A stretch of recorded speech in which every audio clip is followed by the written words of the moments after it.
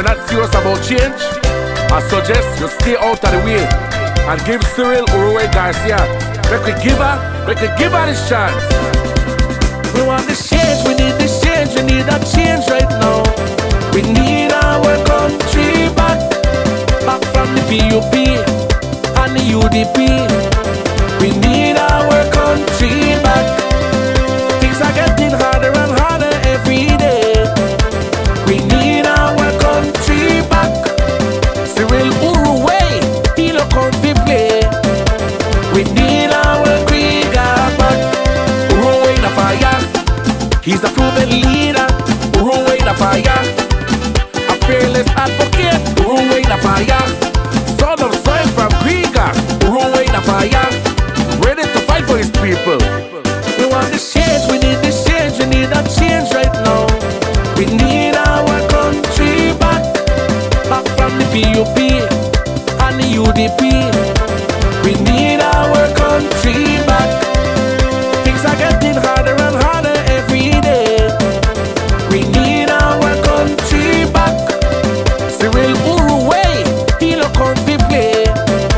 We need our Dangriga back.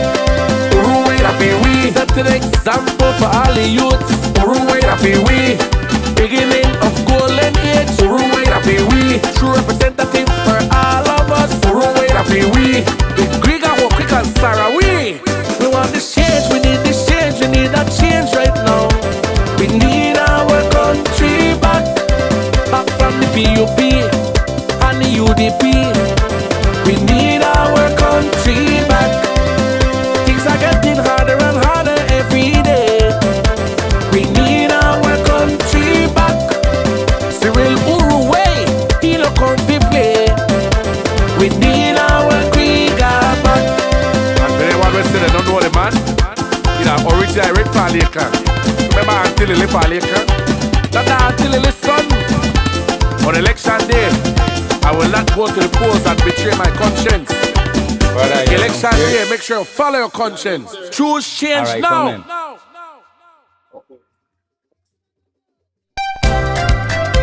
The people's campaign.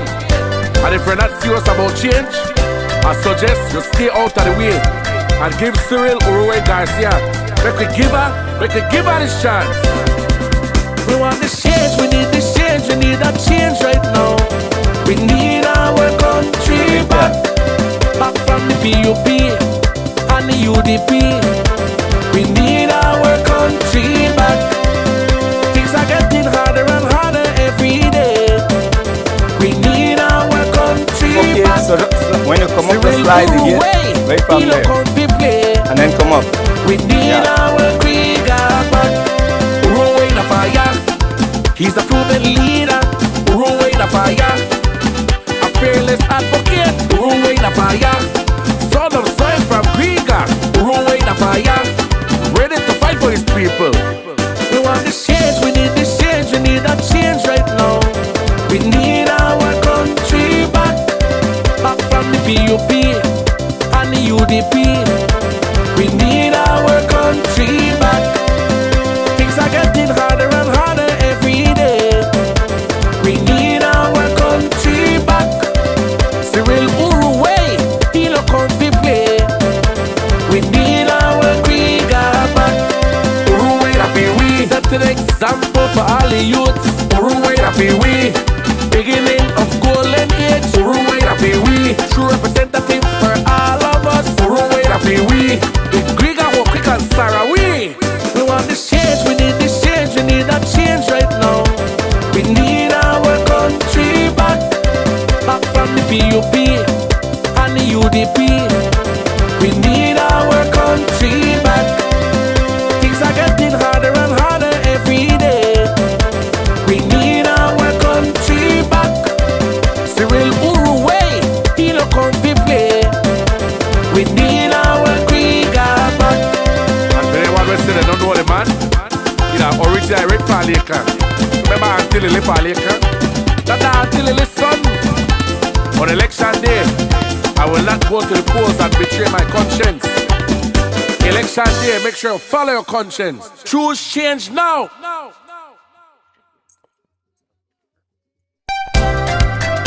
The people's campaign. Just want And to if you're get not you serious again. about change, I suggest you stay out of the way and give Cyril Uruwe Garcia. Make we give her this chance. We want this change, we need this change, we need that change right now. We need our country back from the PUP and the UDP. We need our country back. Things are getting harder and harder every day. We need our country back. Cyril Uruwe, he look on the play. We need our Dangriga back. Uruwe in the fire. He's a proven leader. Uruwe in the fire. A fearless advocate. Uruwe in the fire. Son of soil from Dangriga. Uruwe in the fire. Ready to fight for his people. We want this change, we need this change, we need that change right now. We need our country back from the PUP and the UDP. Excited for We having. need our country back. Things are getting harder and harder every day. We need our country back. Cyril Uruwe, he look on the play. We need our Dangriga back. Uruwe Rafi we set an example for all the youths. Uruwe Rafi we beginning of golden age. Uruwe Rafi we true representative for all of us. Uruwe Rafi we Dangriga walk quick and Sarah we want this change, we need this change, we need that change right now. We need our country back from the PUP and the UDP. We need our country back. Things are getting harder and harder every day. We need our country back. Cyril Uruwe, he look on the play. We need our Dangriga back. And for anyone listening, they don't know the man. You know, original Rick Paleka. Remember Auntie Lily Paleka? That's Auntie Lily's son. On election day, I will not go to the polls and betray my conscience. Election day, make sure you follow your conscience. Choose change now. So I wiped this one up already for you. You're gonna keep this in your left ear. The people's campaign. And if you're not serious about change, I suggest you stay out of the way and give Cyril Uruwe Garcia. Make we give her this chance. We want this change, we need this change, we need that change right now. We need our country back from the PUP and the UDP. We need our country back. Things are getting harder and harder every day. We need our country back. Cyril Uruwe, he look on the play. We need our Dangriga back. Uruwe in the fire. He's a proven leader. Uruwe in the fire. A fearless advocate. Uruwe in the fire. Son of soil from Dangriga. Uruwe in the fire. Ready to fight for his people. We want this change, we need this change, we need that change right now. We need our country back from the PUP and the UDP. We need our country back. Things are getting harder and harder every day. We need our country back. Cyril Uruwe, he look on the play. We need our Dangriga back. Uruwe Rafi we set an example for all the youths.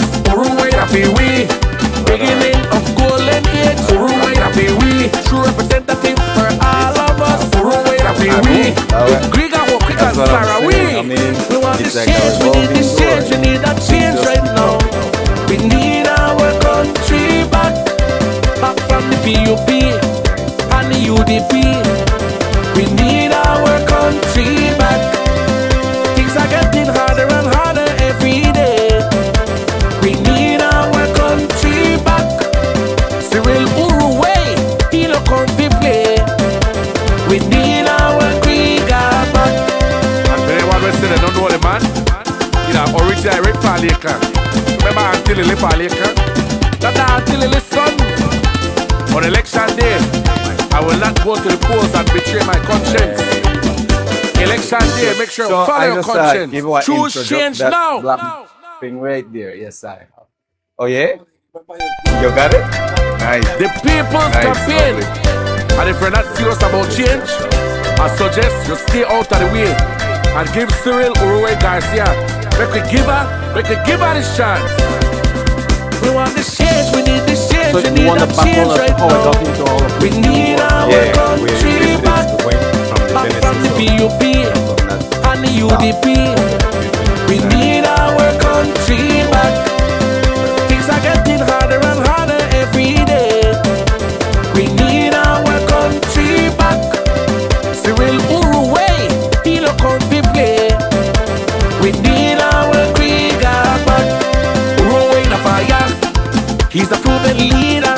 Uruwe in a fire. A fearless advocate. Uruwe in a fire. Son of soil from Dangriga. Uruwe in a fire. Ready to fight for his people. We want this change, we need this change, we need a change right now. We need our country back from the PUP and the UDP. We need our country back. Things are getting harder and harder every day. We need our country back. Cyril Uruwe, he look on the play. We need our Dangriga back. Uruwe Rafi we set an example for all the youths. Uruwe Rafi we beginning of golden age. Uruwe Rafi we true representative for all of us. Uruwe Rafi we the Dangriga who quick and Sarah we want this change, we need this change, we need that change right now. We need our country back from the PUP and the UDP. We need our country back. Things are getting harder and harder every day. We need our country back. Cyril Uruwe, he look on the play. We need our Dangriga back. And for anyone listening, don't know the man. You know, original Rick Paleka. Remember Auntie Lily Paleka? That's Auntie Lily's son. On election day, I will not go to the polls and betray my conscience. Election day, make sure you follow your conscience. Choose change now.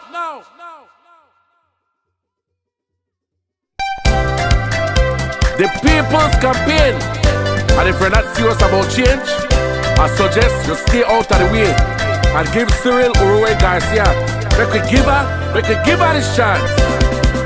We want this change, we need this change, we need a change right now. We need our country back from the PUP and the UDP. We need our country back. Things are getting harder and harder every day. We need our country back. Cyril Uruwe, he look on the play. We need our Dangriga back.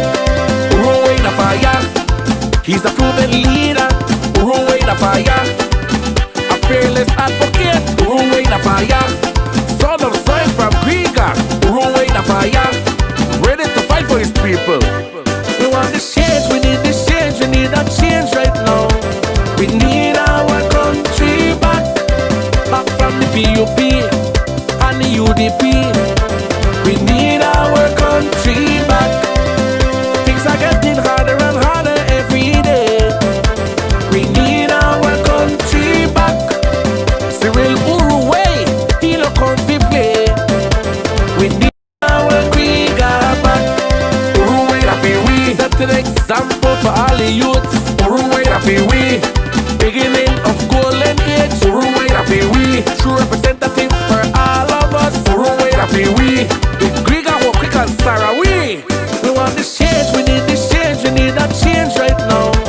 We need our country back from the PUP and the UDP.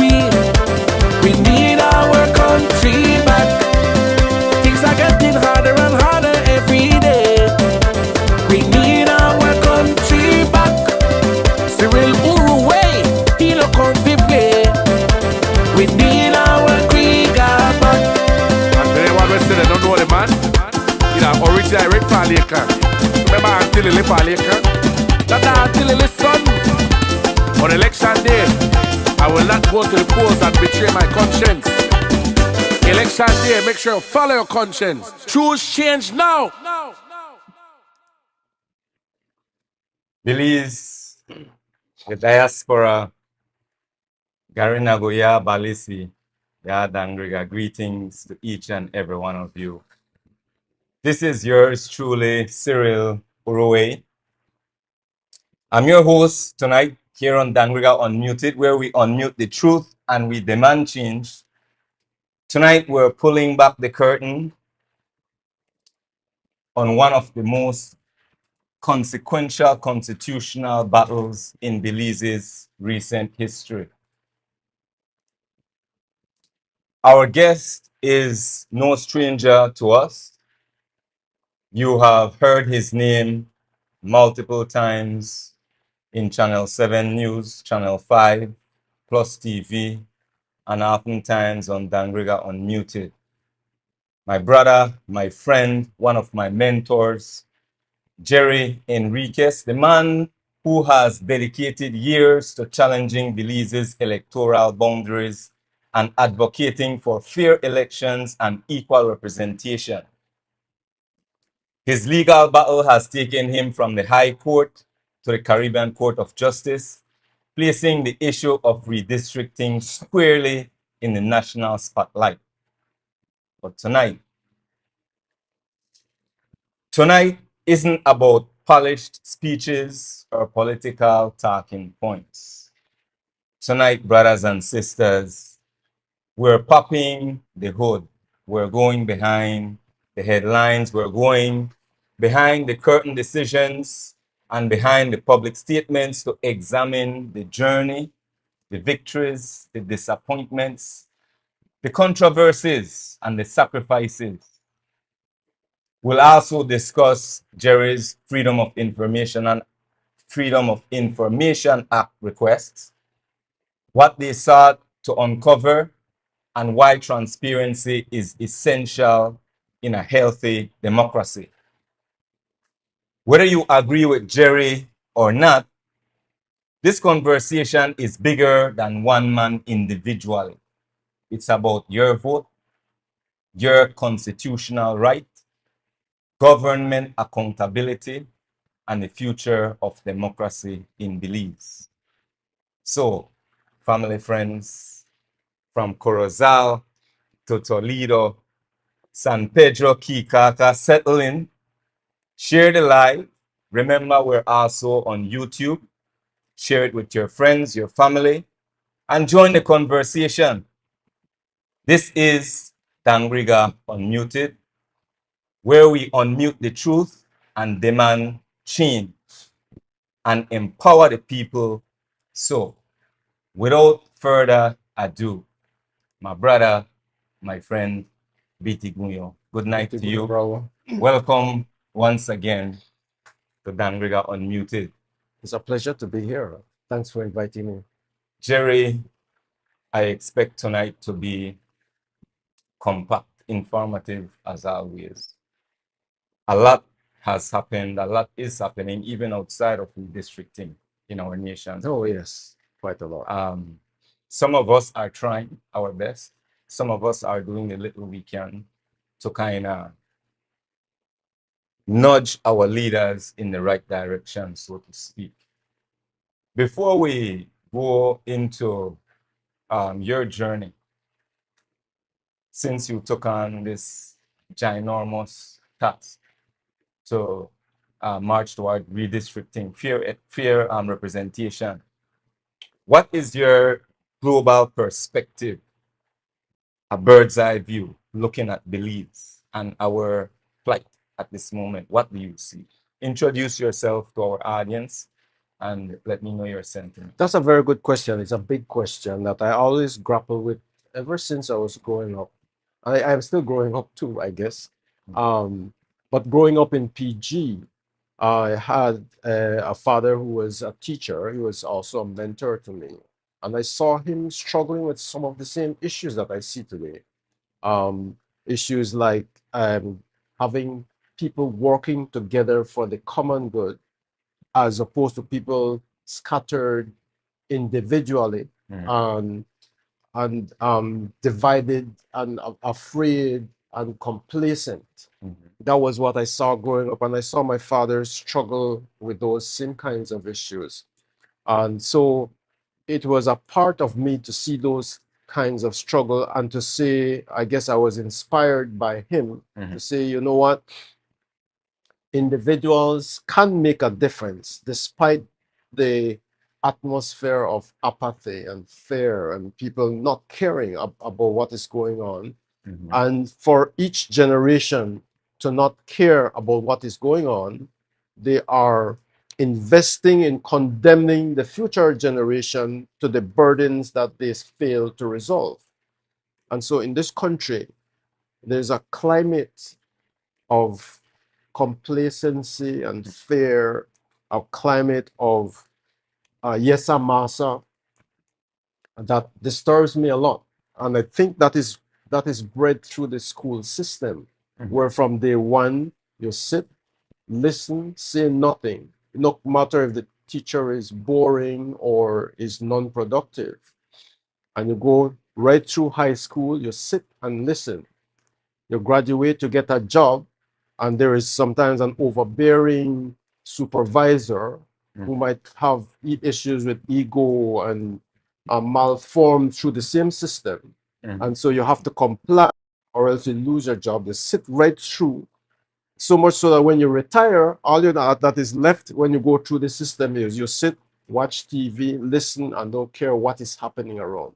And so We don't challenge the system. there's no challenge. And so for me, I have been in various issues where I have challenged the system. For example, I remember as young as when I was 19 years old, I was almost expelled from Belize Teachers College for allegedly leading a strike to protest the 1979 election. I was 19 back then, and I was the deputy head student at Belize Teachers College. Then I also supported, and when I was teaching at the high school, I had to call out the principal when I saw the school performance and effectiveness really declining. And all the teachers are okay with it. But I said it is not okay. We must have an investigation as to why this school is performing poorly. And instead, of course, the principal threatened to get me fired and all of those things because I challenged that system. This is when you were 19 years old. That time I was teaching at the high school at age 22 now. Okay. I also supported the Maya land rights behind the scene and provided, I guess, valuable strategic advice and all of those. So I've been doing this. So this is not the first time I've challenged a system that is eroding. From about 15 years or so, I kept writing in the newspapers, I kept mentioning in any television appearances that there was a deep fault in our electoral process that needed to be corrected. And that fault was the violation of the Constitution consistently, one party after another. So what we have was an imbalanced electoral division. I want to inject just for a brief moment, just to highlight the importance of the Constitution, because we often mention the Constitution. So just expound on that a bit for me before you continue. The Constitution is the supreme law of the country. That means any other law that violates the Constitution is unlawful in a sense. So all laws flow from the Constitution. The Constitution is a contract that the people have with whoever is supposed to govern them to say, when you get into government, these are the laws that you are expected to abide by. Not expected only, you swear that you will abide by this supreme law. And that law, you're not greater than, no one is greater than the Constitution. And the Constitution, therefore, also speaks about how electoral divisions are supposed to be divided. That is the supreme law. But over and over and over, both political parties, for their own convenience, continue to violate that part of the Constitution at will. They knowingly do it. Yeah. For me, it was a no-brainer for people to rise up and say, hey, we cannot tolerate any violation of the Constitution. I was expecting that the unions, the Bar Association, Chamber of Commerce, various entities in our society would stand up and say, we cannot tolerate corruption from the get-go. From the time a political party say, I will not obey the Constitution, I will continue to call election, that is an act, that is a corrupt act. So when we're seeing the spillover, all these corrupt actions, is that they are allowed to get away with it. And if you find ways to call them out from the get-go, then we're building a culture where people must abide by the Constitution. And that's what was wrong. And that's why I decided nobody's doing it. The Belize peace movement, I stand on their shoulders, I must say. They tried very hard, but it is always like a cat and mouse game. Avoid doing the right thing.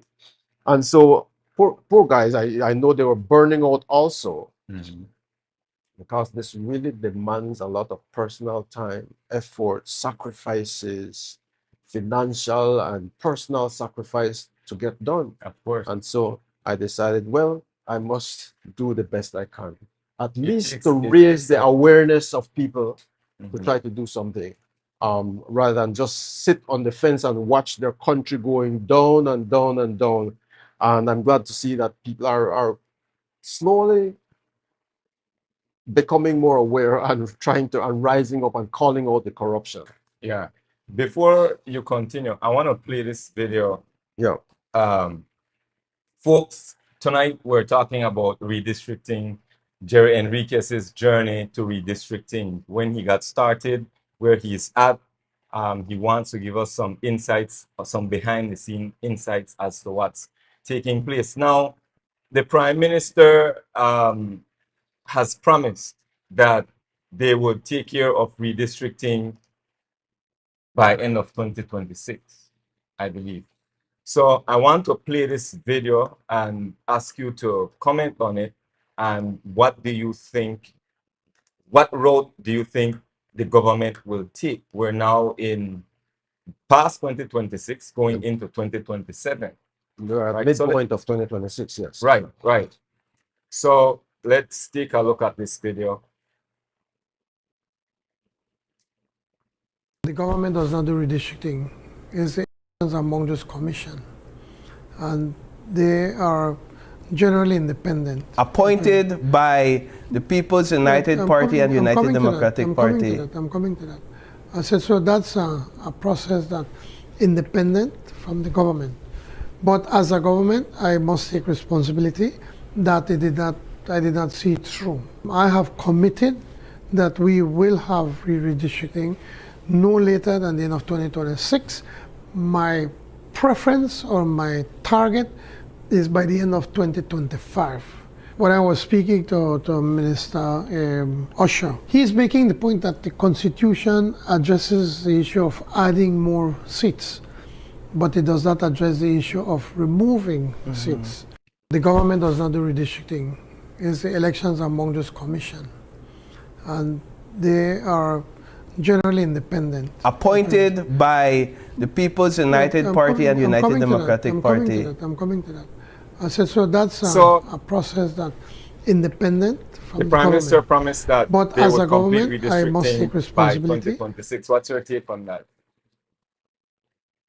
Prior to the last election in 2025, let me go back a little bit to 2020, when the Belize peace movement was challenging the government, nearing the election of 2020, to say, look, no redistricting has been done, even though it was promised between the last administration up to 2020. When the Belize peace movement took the government to court just before election, to try to have an injunction against the election, both the People's United Party and the United Democratic Party showed up in court to resist and to oppose and to make but right after the 2020 election, the incoming People's United Party promised that they will do redistricting before the next election. So the Prime Minister promised, he repeated the promise around 2023, and he consistently promised that this needs to be done before the next election. That wasn't done, even though he promised. And so when I saw that 2025 was coming, this was just at the beginning of 2025. This is January. Election was due in November. Around the end of January, when I sensed that there was some political flurry going around that suggested that elections would have been called within a few months, we sent a pre-action letter to the Prime Minister, to the Governor General, to the Attorney General, to the Elections and Boundaries Commission to say, look, I remember that. If you call election, you are violating the Constitution. You know, and we just to remind them that if you do that, you're doing it unlawfully, illegally, and you're involving Belizeans in an unlawful act. The government, the Prime Minister, the Governor General, the Elections and Boundaries Commission, all of them still went ahead and called the election and again violated the Constitution. Right after elections, when they won the election, the Prime Minister said, we will want to see this done by the end of 2025, but and if not, then by the end of 2026. Now we are midway of 2026. Because we have been burnt before in the past with the same promises and with almost the same members of the Elections and Boundaries Commission, we're wondering if they're seriously going to do this by the end of 2026. What is the process? And people are kept in the dark. Yeah. We don't know what is going on. And I suspect, just as they failed to do the last time, they quickly sprung up a proposal which was way off of what is expected on international standards for for democracy. Sorry. Part of my hope in this segment, in this episode, is to help our viewers to understand the power play, right? What's playing here? Yeah. Now, before the Prime Minister calls election, the Governor General has to give the okay, the stamp of approval. Of course. Okay. Now, before election was called, you sent a letter, your attorney sent a letter to the Governor General. The Governor General herself. Yes. Before that approval was, her word was, they got that stamp of approval.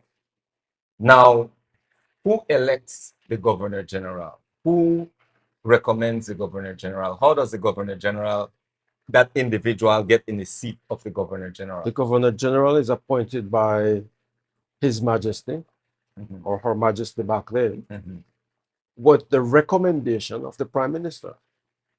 And so the power base is still the Prime Minister. She would not have been appointed without that recommendation by the Prime Minister.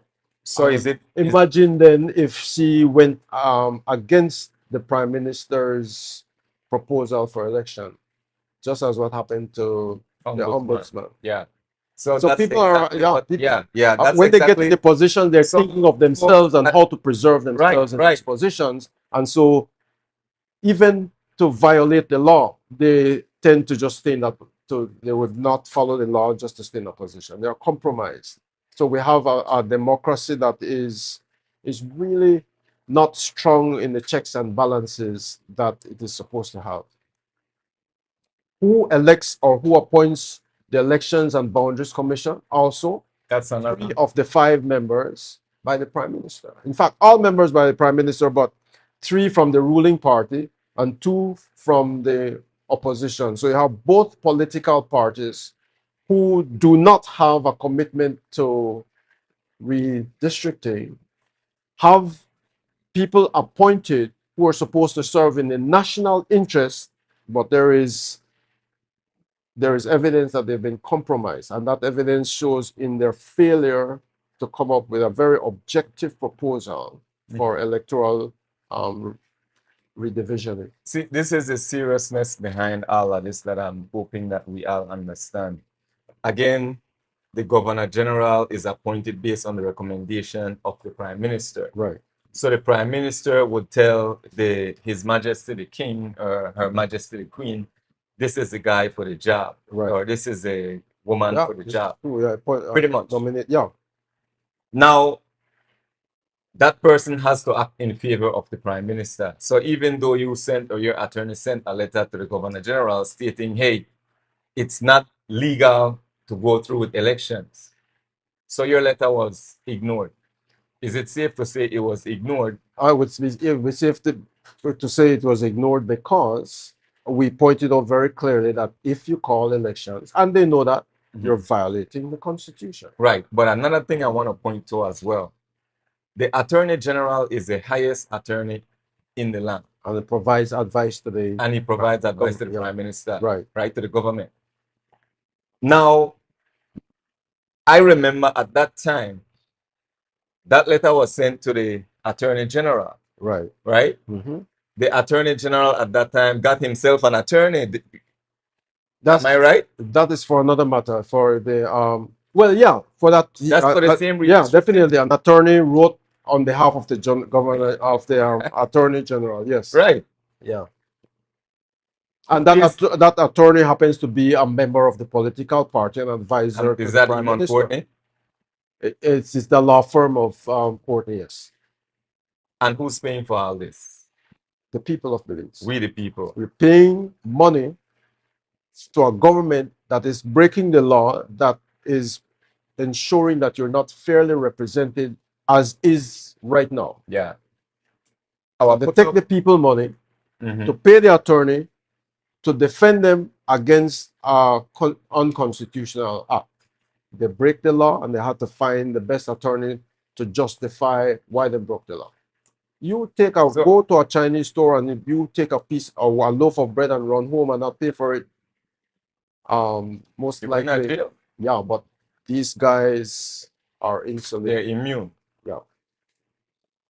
And this is the problem. Why? It is because the people allow it to happen. People are complacent. People are afraid. People prefer to ignore these things and to let it run by, and it keeps worsening. So that is why over the past 20 years, we're due to balance our electoral divisions, and it is not happening. Why is redistricting necessary? I mean, I'm just trying to open and unpack this thing. Why is redistricting necessary? Why is it necessary to redistrict immediately? It's the law. First of all, it's the law. The law says, and there's a reason for this law. The law says, I want to go back to what the Prime Minister said after a while, but the law says that each electoral division should have equal or near as equal the number of persons eligible to vote. And how do you get eligibility to vote? By registering, by meeting the age requirement, and all of that. I said that because I noticed there was a move by the Minister of Constitutional Affairs to cast doubt on the efficacy and the essence of what the Constitution is saying, and prefer to have this imbalance continue. But it is fair representation in the National Assembly. You cannot have people unfairly represented. So, for example, even when you have the Constituency Development Fund, if you have an amount granted to a small constituency and that same amount to a larger constituency, you have an imbalance right there. People will have less chance to access their area representative, as in the case of Stan Creek West, if you compare that to Mesopotamia, because it's a vast expanse of land, and therefore they get neglected, and they're most likely to, because their voices are not heard. You hear a lot of things going on that people do not know about, how decisions are made, and it undermines their access to their area representative. And also, one more thing, you could have, for example, in Stan Creek West, if you have two candidates, and let us say for since Stan Creek West has about over near 12,000, so 6,000, 6,000. So let us say 100% shows up to vote, and I'm putting it on the screen right at the moment. 6,001 votes for one area, one candidate, and that candidate wins, and the other one has 5,999. Because you only need one to win, one extra. So the one with 5,999 would lose an election, while can we give a real example? We have the community development fund right here. Before I'll get back to this one. Okay. But if a candidate in Stan Creek West gets 5,900, let us say, and loses, and a person from Mesopotamia could get 1,000 and win and become a minister and prime minister with 1,000 votes, as opposed to the one with 5,000 and still lose. Exactly. So you have this great imbalance. It's imbalance in the because of the size of the electoral division. Mm-hmm. So even in let's say Fort George, somebody could win there with maybe 1,000 votes, and another one, the Stan Creek West, could lose, or with Belmopan could lose with 5,000 votes. Mm-hmm. And so that gross imbalance is it's not apportioned. And what I realize as well, we don't tend to keep in mind how lack of access adds to our poverty, adds to how happy we are in our community, adds to how clean our park is, how our parks are well equipped. We don't keep that in mind. How much you know about what's going on. Our area representative could just put something, and no consultation with the people because of the large constituency. And so now we have the kind of understand the gist of this redistricting thing. Yeah. We need to divvy up the different divisions close to equal. Let's go from 2024, right? I have this, I showed you this document earlier that summarized your journey. 2024, Jerry Enriquez has emerged as one of the most prominent citizens in modern Belizean history to challenge the country's electoral boundaries through the court. His campaign is rooted in a simple constitutional principle. Every Belizean vote should carry approximately equal weight, regardless of where that person lives. We touched on that early on. The problem had been growing for years. Belize's constitution requires that electoral divisions be reviewed periodically. How often? That would be decided by the elections and bond. But as long as there is indication that it is moving beyond the 10 to 15% deviation, then there should be a revision of the electoral boundaries. Then the interview that the Prime Minister mentioned, do you need me to pull up the one that you played? The one I just played. Yeah. Okay. Should I play it again? Well, he mentioned that the Constitution does not mention taking away divisions, or you could add but not take away. The whole process of the Constitution, in fact, the essence of it, is rebalancing these electoral divisions, and therefore in some areas at some points it will be less. You're not taking away the 31, you're rebalancing it when you look at the number of electors in electoral division. So you're not, I think there is a gross misinterpretation, and there needs to be some serious constitutional discussion, because they're playing around with the interpretation that is losing the essence and throwing some doubt. The whole purpose of that exercise is that there has to be some rebalancing. In some cases, in fact, Belize City has way more than it should.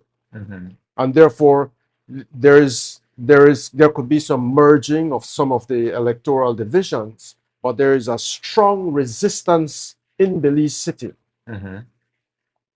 What is the root cause of that? What is? I think. What is it in your opinion? I think there is a very strong resistance because the Belize City folks, as they quietly discuss among themselves, still see Belize City as the core of rulership, The headquarters. but as it was in the colonial days, and forgetting the rest. So there is a struggle to maintain that power base, even though the dynamics and the population of the country has changed. And therefore, there is this elite group and thinking in Belize City and oligarchy that we must, at all costs, hold on to power to dominate the others in other part of the country. Part of it is rooted in ethnocentrism. Sometimes you see hear some of the overspill of undercurrents of even racism, in which they're saying we must be the one to run things and everybody else, no matter the.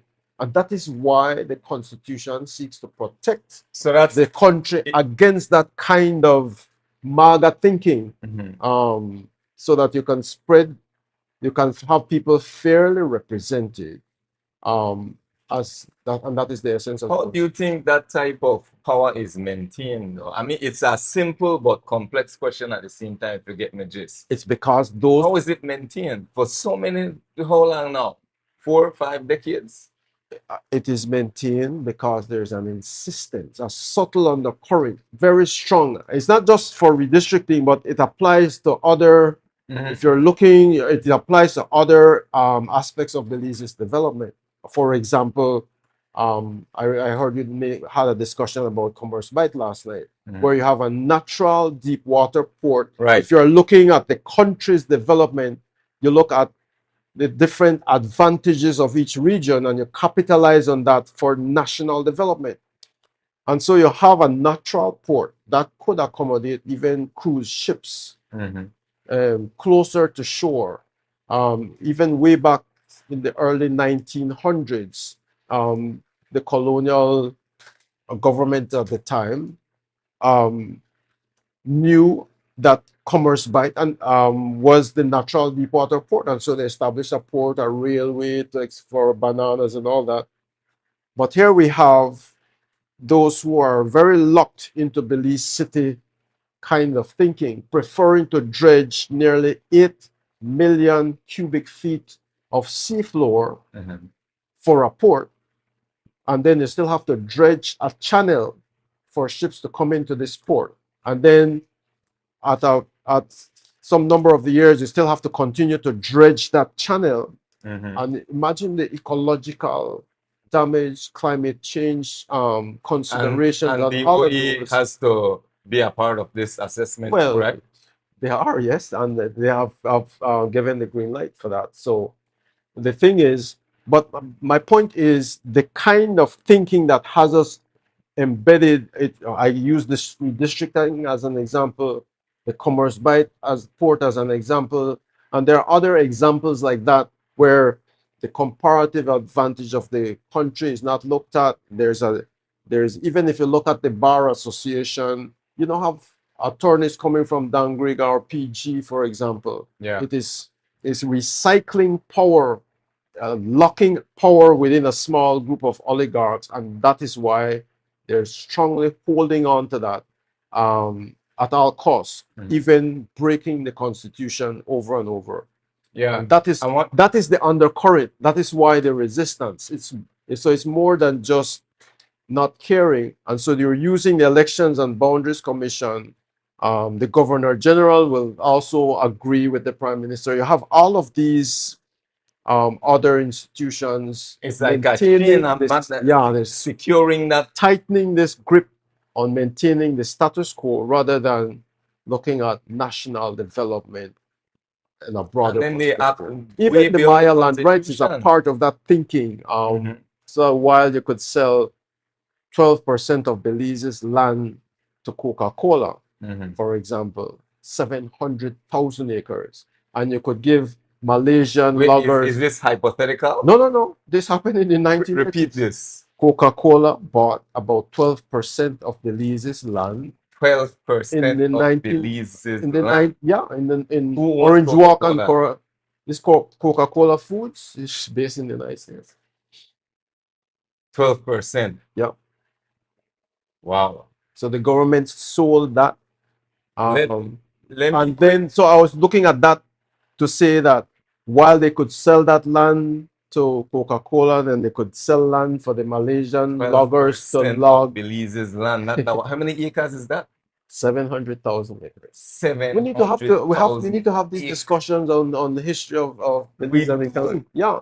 But my point was, while they could do that, they could also strongly resist the Mayas from protecting the land in which they're living in their Jerry, communities. I So want to ask my you point to, then is there's an undercurrent, that same undercurrent for Commerce By, the same undercurrent that resists redistricting, the same undercurrent that undermine, and the same undercurrent that used to have this discrimination against the South has not evaporated. yeah, And I'm one of my theses is the resistance to redistricting is part of that kind of an undercurrent yeah. to maintain Jerry, power in I the want to Senate. take a quick break just to acknowledge some of those who have been commenting. I want to acknowledge you.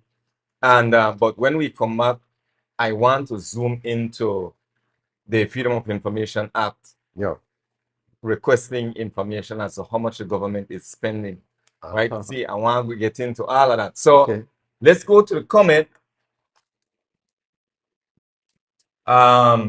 Junior Lewis says, good night, Mr. Enriquez and Mr. Garcia. Good night to you, my brother. Good night to each and every one of you.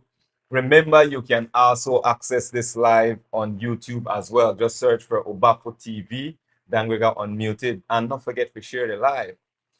Abner Bakab, good night, Brother King, my brother. Abner, greetings to you, Brother Jerry Enriquez. Abner is saying good night. Night. Herman Martinez, good night to your guests and all your viewers tonight, and looking forward to another informative presentation. Only have one concern. A couple months ago, Mr. Jerry Enriquez had vouched that he will ensure, bear with me here, Herman. Let me expand this thing so I could see all your message. Ensure that there would never be another election cycle without redistricting. Well, another municipal election looming less than 9 months from now, and thus far it seems that the redistricting is still in its preliminary stages. Thank you, my brother. Shereth Jacqueline, she says, good night, my dear, good night to you. Folks, friends, family, I would like to help or give some credit to an organization in the United States, in the Illinois area. For 15 years, UBNI has been giving back to our community through education and scholarships. You can support this mission by making a donation via Zelle or email at ubni.org@gmail.com, or by mailing a check to 810 Washington Street, Waukegan, Illinois, 685. That's the zip code. For more information, you can call 323-557-5650. That's 323-557-5650. And don't miss the UBNI 15th Anniversary Scholarship Gala on August 8th from 6 p.m. to 11 p.m. Brothers and sisters, I am here with my brother, my friend, one of my very mentors, Jerry Enriquez, fighting his journey to redistricting. Should we get into that the Freedom of Information Act? Yeah, that's so. What happened? Explain to us. Let's take some steps backward. You wanted to know how much the government has paid, who it's paying money to take you to court, or for you to take them to court. Walk us through that. What happened all the way up to you seeking help from the ombudsman, and later on the ombudsman end up without a job. That's a lot. That's a big chunk right there. We have about an hour more. All right. Okay, the first Freedom of Information Act that I saw was, since my attorney, and I have to also be very grateful for the attorney that I was able to to get to support this cause. If it was not for him, it would not have happened because, as I said, the attorneys in Belize, because almost all, or if not all, most of them became attorneys because they got a scholarship from the political party that they're aligned with. Yeah. The connections through that party, they got the scholarship. That's how they became attorneys. And so they are kind of beholden to those political parties.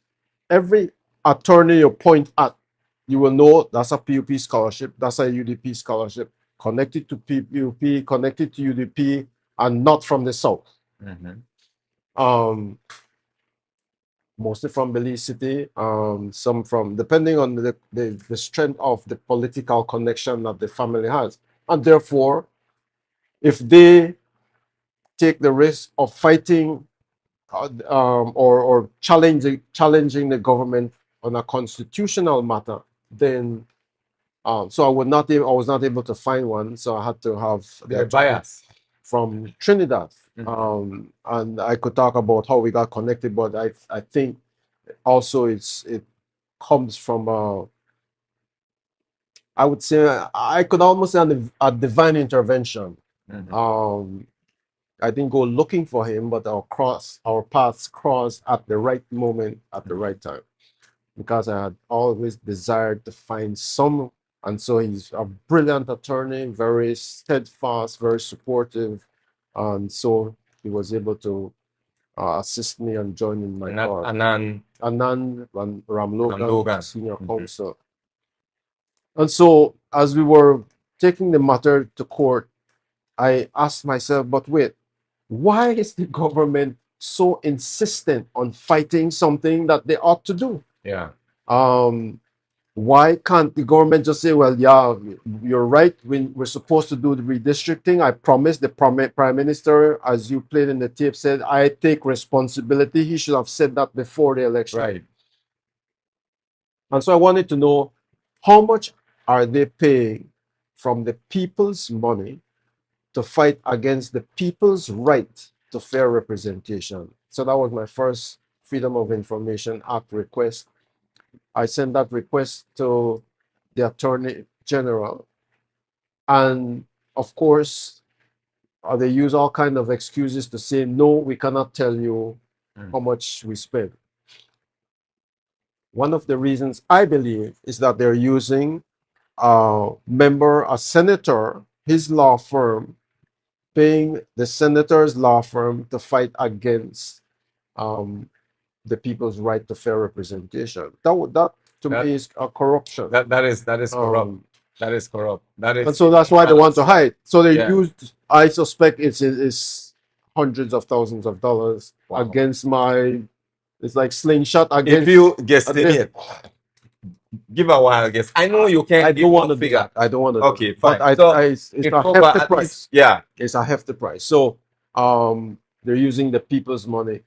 When the Attorney General refused to disclose, we appealed to the Ombudsman, and the Ombudsman in his office would search the law, the Constitution, would do his research, and he decided that yes, we're entitled to at least part of that information. For our viewers, yes, why did you go to the Ombudsman? Who is he? Why is he important in this matter? The Ombudsman is the people's attorney, or the people, whenever people find some kind of injustice with the government, the Ombudsman's office is an independent office, although again appointed by the National Assembly. And so the people go to the Ombudsman to seek redress for injustices caused by the government.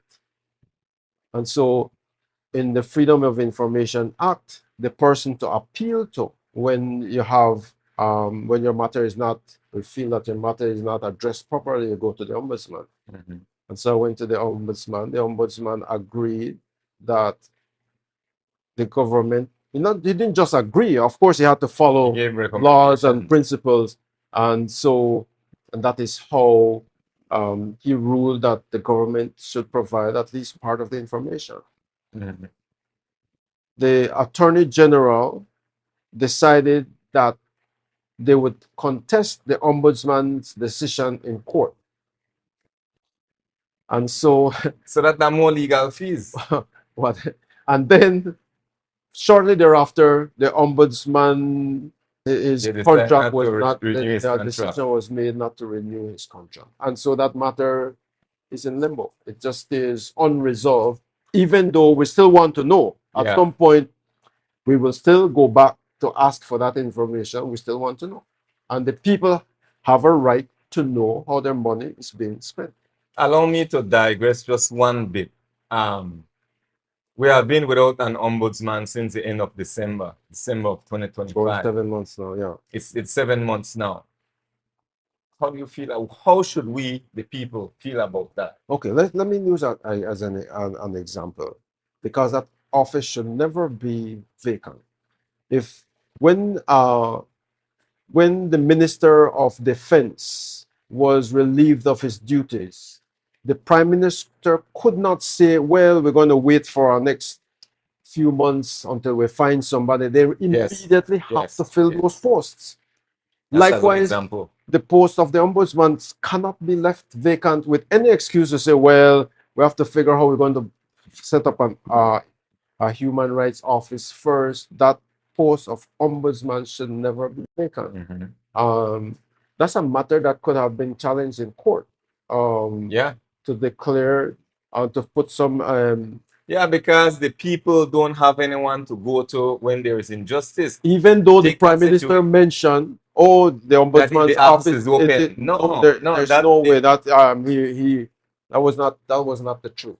Yeah, it's open but powerless. That like you have a school open and they're not gonna know teacher. Because only the ombudsman could make those kinds of decisions as to how to investigate, whether to investigate. Otherwise, only the ombudsman can open and close a case. Definitely. They can't at the office, they can't do that. There's nothing they can do. In fact, I have some matters pending at their office that can't just be covered until there is an ombudsman. It seemed that there was the expectation by government that because the ombudsman comes from their political party, he ought, like everybody else, governor general included, they ought to follow the bidding of the prime minister, or they can just turn a blind eye on that. But the ombudsman followed the law. It's not a personal decision. He also had to follow the law. One of my biggest problems, Jerry, is this. We see what's happening. We understand. But not only that, the highest law in the land, the Constitution. We watch the government of Belize, Johnny Briceño, violate the Constitution left, right, and center any day, anytime. Yeah. This should not be here. You should not be here tonight. This should have been dealt with. Yeah. There are so many other things I would have liked to do rather than. You shouldn't have to be here tonight talking about it. I mean, I like that today. I like to do it. It's an opportunity to catch up with you. Yeah. But we should have made it past this. Redistricting should have already been. Here's where I see the problem is. Our school system does not teach the Constitution. Where do people read the Constitution? Where do they talk about the Constitution? So some kind of civic education is missing, even though the PUP in the first plan Belize promised that there will be civics in school, that in fact they also promised that they will establish their permanent secretaries, they're going to get rid of CEOs, and that was Plan Belize. Those promises, of course, were just promises in a manifesto, but at least it showed that they recognized that these things needed to happen, and it is not happening. So because people are not knowledgeable about the Constitution, then everything just goes. And then the politicians use that, and every election they lure people, they break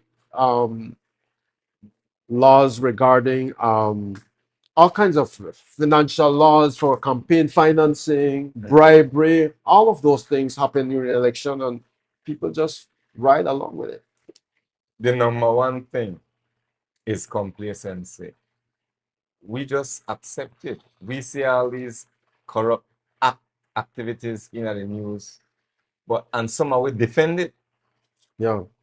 Well, complacency is not only by people who are so-called not educated. The worst complacency are those who are so-called or educated. They're seeing what is happening and they just keep quiet.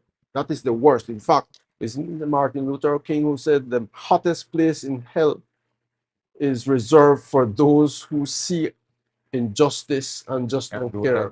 And they just, and that is why we continue to decline. And it pains me, so it hurts sometimes to just see people just seeing everything as normal, and then we just continue to spiral downward, and we're condemning the next generation to face the brunt of the failures that we're doing today. Yeah. So we have crime, violence, all of these things, and people are just complacent. Yeah, we don't understand how all these things they're like a domino effect. Yeah.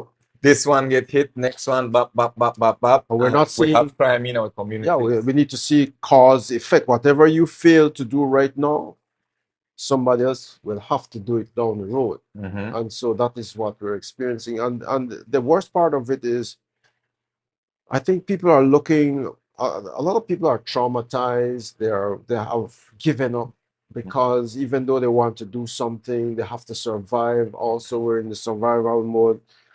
Youths are very, they're not seeing very good examples. Imagine young people growing up and they're seeing all this corruption and stealing and in our government, and everybody who does it gets away with it over and over and over. And the thing is, Jerry, we watch the leader of this country say things brazen, repeatedly, say things that are so not true, untrue. In the face of the Belizean people, when there's corruption, the stench is stink. Yeah. There will still, this situation going back to 2015 to audit the UDP because they are caught with their hands in the cookie jar. So now they want to go all the way to 2015. And then we applaud. I watched that thing that Russell just said it about, they were added this one all the way for 2015. Fear is fear. But don't do that because your hand get caught in the cookie jar. And we, the Belizean people, because we are PUP, because we are die-hard PUP, we just ride along. I think we don't want to fix it. Part of the bigger problem is that there's a lot of decline in moral standards. People are not grounded to truth. People are not grounded to higher principles of life. And people are mainly just looking for pleasure and fun, and almost as if the mind has been dumbed to sleep in the face of all of these things. So I don't know what is happening in the schools right now. I don't know what is happening among the teachers, but there is a decline in discipline and standards. Nobody holds, or there's hardly anybody who holds standards. Those who do, they're hated, they're ridiculed, and all of those things. And so there is an inner working that we have to do with the human being and mind to really redefine how we look at building our society. And that is what is failing us. So some of the disturbing things, for example, the increase in alcohol abuse, or I could say those who do it are making more and more profits while more and more people are being destroyed. Their minds, their soul, the soul of a person, the being of a person is just being used. There's nothing to build up, and people are losing hope. It's a ship even within rudder. Definitely, but not only in government, even within organizations or companies, you have those with very strong egos to defend what is wrong and to keep this, to circulate this whole demeaning status quo. And people start to see that as normal. And that is the challenge. How do we move away from those kinds of thinking that are deeply embedded? The decline of society is only a reflection of the decline of human minds, because society is a collection of people's thoughts and how they view life. Influence. And there's hardly any leader that tries to bring hope and to raise that level of awareness and thinking to see how we relate to each other in a different way. And that is the challenge that I have to get to do. You said something so important. We don't have leaders that are inspiring our youths to aim for higher. Exactly. Right? The bar is ceiling up with you just bending down. Right. There's no uprightness. Nobody want to be perpendicular and just do things the right way. We see a recent example in Dangriga that was very disturbing. For when you're a leader, you are selected as somebody who leads, who show an example of, so you have an office that you respect. And it's disturbing when you demean that office for personal pleasure. I can't imagine, for example, can you imagine this kinds of situation that we saw?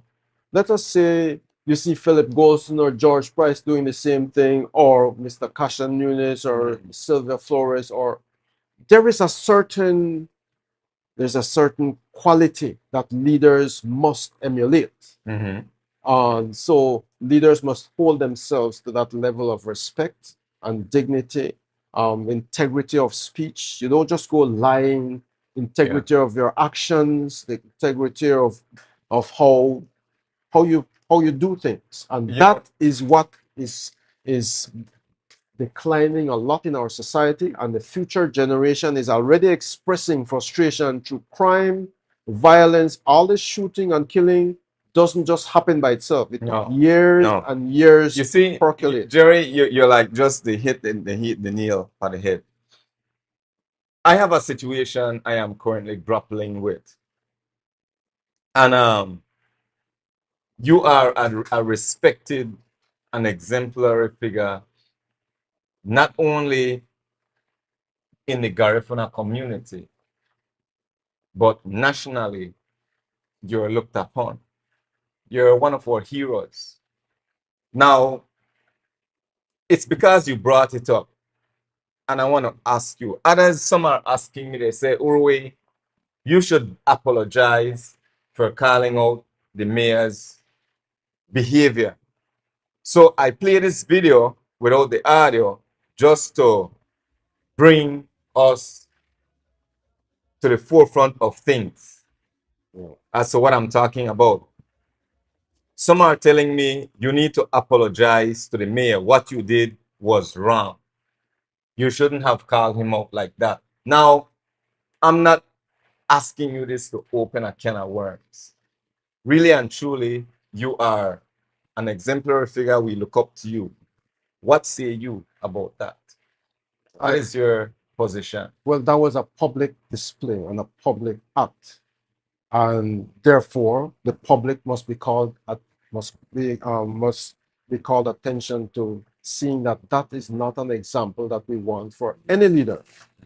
There should be no apologies to call out wrong that was displayed in public. In my view, there is a quality that leaders must have. Absolutely. Put aside your personal thing, you could do whatever, but still, the integrity of your behavior is important in a leadership position. Absolutely. And I used a few examples before. Can you imagine outstanding leaders anywhere behaving in that way? And therefore, we have to call to attention when you are acting, when you are elected in a position of leadership, you must be a leader To whom much is given, much is exemplify required. the examples of what the leaders should be doing. Yeah, But, no, you're absolutely right. What you're talking I'm not. about. As I said now, I don't want anybody to personalize this and run with it. No. No, I'm not for you, but I'm appealing to people to say that there are qualities and standards for leadership, and we must not continue to accept when those qualities are not met. We must call it out so that we maintain the standard. Otherwise, if we keep accepting, we're just going to keep going down. That's a problem. You know, that's my position. And that's not going to be in our benefit. Right. That's my position. We are paving the way for another generation. Right. And what they see, they will deem okay. Right. That's what they see. So they might even do worse. We have young kids, teenagers, 9, 12, groping behind young girls already. That's happening. I watched a video some months ago with this young, beautiful young girl. I don't think she's even 12 years old. This was at a school. I don't know which school. I don't remember the school. I believe Shensia, the famous Jamaican female artist, visited. And this girl, she knows how to sing. And she's at school singing Shensia's song, Hit and Run. The story about this song, now, as one being in the entertainment arena, I think it's a great song. Creative, the art behind it. You listen to it, the beat, it's a song that adults could use and dance. So, but what this song is saying, she doesn't want no long-lasting relationship. She just wants to hit and run. Fine for adults. But we have a little girl singing that song at school in front of teachers and other school children. It's like we're mindless. And that's exactly what's happening with us. It's mindlessness, and we might have to come and do a different segment on this. That's a good. I like the choice of words. Those are mindlessness. Yeah, it's like people are losing their minds and then making it as if it is. They've normalized mindlessness. Yes, that's it. That is it's going to affect the younger generation. And people wonder why they're behaving so well, because those issues were not addressed at the beginning, and so there's paralleling. We're going the karma of those actions in the future. Yeah, they will surface. Let me go to the comments again. I know a lot of people are commenting. I want to acknowledge each and every one of you. Folks, thank you all for joining in. We're going up until 9:30, 10 o'clock. Well, let's see. we're free flowing, right? Junior Lewis, the type style of so-called punta song dancing is not a culture dance and song that affecting our youth. Susan Kiralis, Biti Guyon, Susan. Odessa Hila, where are you? He should have shown some class. Thank you, Miss Odessa Hila. Junior Lewis, many times on Facebook, I love it that our Garinago needs to take the streets of Dangriga on a solidarity march. I like that. We're strong, united. Thank you, my brother. Siebot Kayatano. A true redistricting would force the Prime Minister to fire some of his colleagues or relocate them. This will cause a small but noisy rebellion from Belize City. It will also give the South. Let me dissect this. I'll finish it, Siebot. It will also give the South a small semblance of relevance. I'm sorry, because it is party. Guys, bear with me because I keep have to expanding this and then more comments come and one stack on top of the other. It is a party could lose from Sibun to Sarstoon and still from the administration. Should I continue? This is important. You want to hit on it? Okay, yeah. He mentioned that that there would be a kind of a rebellion against shifting Belize from the City Belize City. Well, so be it. I mean, we have to follow the constitution. I know the reason why we have not redistricted is the Belize City folks. They are the ones hanging tight to try to ensure that as least as possible that the traditional electoral divisions are not disturbed. But the dynamics in our country has changed, and therefore there should be an objective way in which the fair redivisioning is done. Guys, remember we're on YouTube as well. I'll read probably 2 or 3 more comments, and then we will get back to Sure. iron sharpen iron. Before I continue, again, folks, there's an organization in the United States in Waukegan. They've been around for so many years. For 15 years, UBNI has been giving back to our community through education, scholarships. You can support this mission by making a donation via Zelle or email at ubni.org, at gmail.com, or by mailing a check to 810 Washington Street, Waukegan, Illinois, 60085. For more information, you can call 323-557-5650. And don't miss the UBNI 15th Anniversary Scholarship Gala on August 8th from 6 p.m. to 11 p.m. Let's go to another comment, Jerry. I think Sabot's comment has 2 or 3 parts. I'm going to read it again. Yeah. So a true redistricting would force the PM to fire some of his colleagues or relocate them. We touched on that. Okay. This will cause a small but noisy rebellion from Belize City. We touched on that as well. Let's go to Miss Joyce Cayetano Biti Guyo Niebo. Good night, Miss Joyce. You know, I'll come back to this. Good night, Miss Joyce. She said here we have Mr. Jason Guerrero. Please allow Jerry to complete his thoughts. Yes, I'll do my best. Thank you very much. That's about it. Okay. You want to comment on any of these? I think we're fine. We're good. Yeah. So, folks, we're talking about redistricting. Jerry, I want to thank you for stopping by, coming all the way here to talk about this. There's so much to talk about. Where you're at right now, we want to talk, give us a behind the scenes of your world doing all of this. What does it take for you to prepare your case, go to court? You have a lot of documents you need to print. What does it look behind the scenes? How does the support look coming from the public? Okay, but first let me say, when I got into this, I thought it would be slammed dunk within a month or 2. We would be done, because it's not such of a difficult case. We challenge the government before election.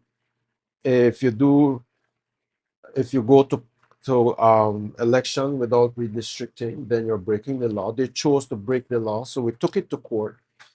One of the twists in the court was when we felt that there was a compromise in the decision by the judge. There was this whole issue about hearing a discussion of this judge during the lunch break. He did not have his mic. And so that for me was most disturbing, very disturbing. And so we took recordings of the judge's conversation, along with sworn affidavits of those who heard the discussion.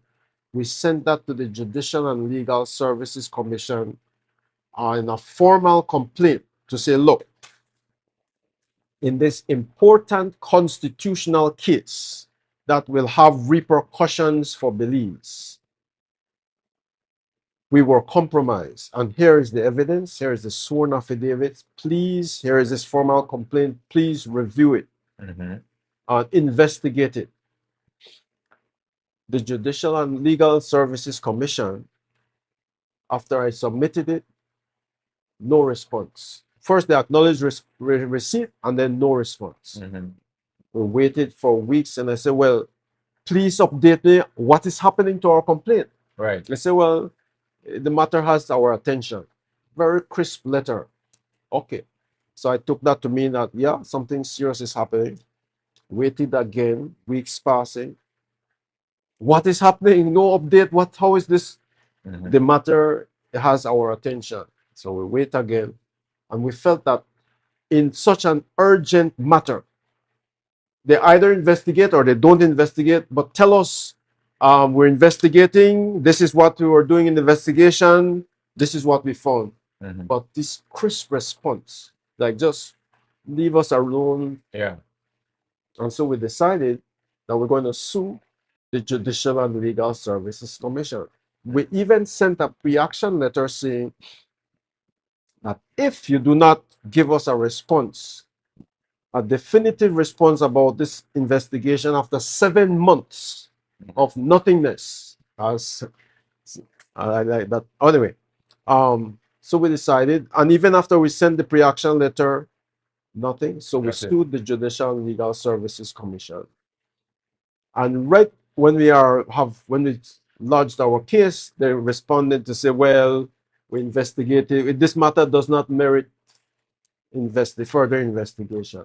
And so we took that to court, and the court gave a stinging ruling against the Judicial and Legal Services Commission. Yeah. To say Remember, that this is it right here. you abuse this, you're abusing your authority in a sense, and you should have responded. You should have provided some clarity. You cannot use your office like that and just brush off people like that. And so they offered us costs for this matter in court. So I'm saying at each step of the way, there are hurdles that are put in our place, and we have to be trying to go through this hurdle while the core of our fight for redistricting has not yet been addressed. Yeah.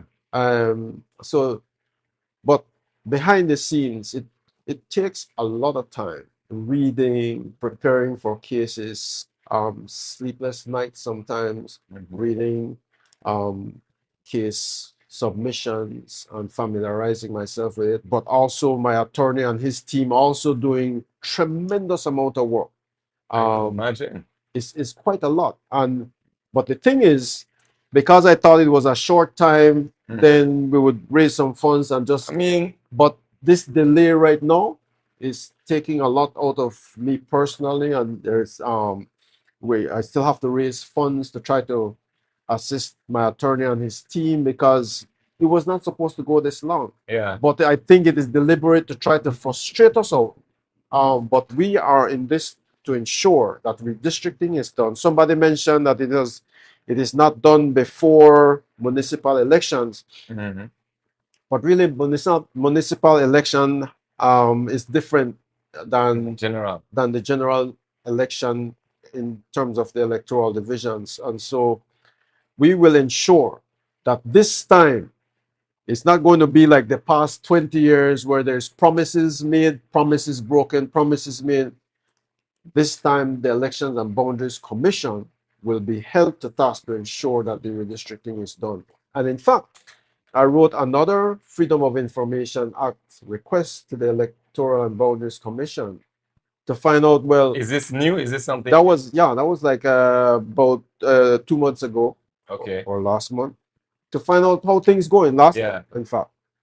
And of course, no response. No response, but there's no ombudsman to appeal to. So we're having these kinds of hurdles at every step of the way, and so it's been a lot. It's been a lot. If I was not doing this work, there are other work, important nation building work that I would have been doing, like trying to get people involved in deepening their awareness and critical thinking through the practice of mindfulness. So that is missing in our whole national development, developing the core essence of people so that they are able to manage their lives, their emotions, the quality of the decisions that they make. And that is a huge missing link. And that is why we have all of these problems in our society, from communities, all the way up to government, there is this loss of the quality and the discipline of life. I recall in an interview I heard last night with Major Jones saying, when soldiers get highly trained with discipline, it is expected that they would apply that discipline and leadership wherever they go. Of course. But they are becoming most disappointing when they're placed in these positions of leadership, and they are really mess up big time, as we've recently seen in the ministries involved. Highly trained soldiers taking up government position and then not displaying the kind of discipline that is expected of a highly trained soldier. What would be your word to the average Belizean? What can we do? How can we participate? What can we do to help make sure that we press the government to take care of redistricting? Well, it will depend on people's lending collective voice to the government at every step of the way. If you're having a meeting, for example, that I had a meeting last weekend at Russell Chisholm Stadium, somebody ought to bring the matter up. Yeah. You have if the union's meeting the prime minister, bring that matter up at every step of the way. But still, the bar association, they're still loudly silent on the issue. Each organization should be bringing this up as a matter of constitutional right and principle. Absolutely. So that needs to happen at every step of the way, and but it is not yet happening. In some cases, it is happening. I know of some unions that are very concerned and are bringing up this issue. So the Prime Minister has lied more than once. I want to play another video of the Prime Minister promising redistricting, and he didn't fulfill his promise. So let's take a look at this here.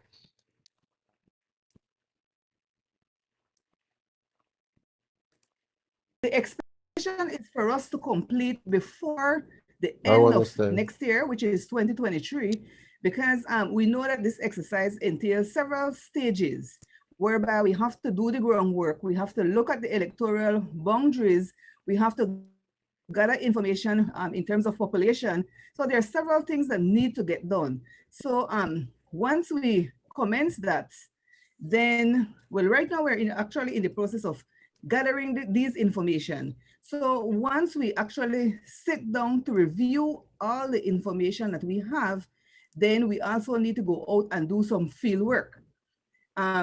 You will know that sometimes, and yes, we have some technology available in terms of getting this exercise done, but again, sometimes you have to physically go and visit some of these areas to ensure that whenever the boundaries are redrawn, that we don't have maybe the kitchen in one electoral division and the bedroom in another electoral division. So all these work need to get done. And once the task force is finished with its recommendations, they will be submitted to the Election and Boundaries Commission, because we all know that the Election and Boundaries Commission is the only body who can make recommendations to the National Assembly to change the electoral divisions. The expectation is for us to complete before the end of next year, which is 2023, because we know that this exercise entails several stages whereby we have to do the groundwork, we have to look at the electoral boundaries, we have to gather information in terms of population. So there are several things. Okay, so this one right here, and then we'll proceed. It's very important to point out that as a government, we or the cabinet, we don't control that exercise. It is done independently through the Elections and Boundaries Commission. But it is an important exercise because we need to try to keep as best as we possibly can the one vote that count, a vote in Fort George supposed to count as much as a vote in Orange Rock Central or in Belize Rural South or in Belmopan. And that is why the redistricting will be able to try to change the boundaries and to be able to, for most constituencies to be close to equal. There's usually I think about a 10% plus or minus that you can play with.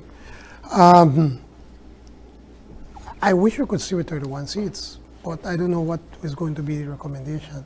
Probably the recommendation is that maybe a few more seats because of the growth, especially in the so let's Kaya pause district. Quite likely Belize City is going to lose a few comment seats. on this. Those are promises that were made around 2023, 2022.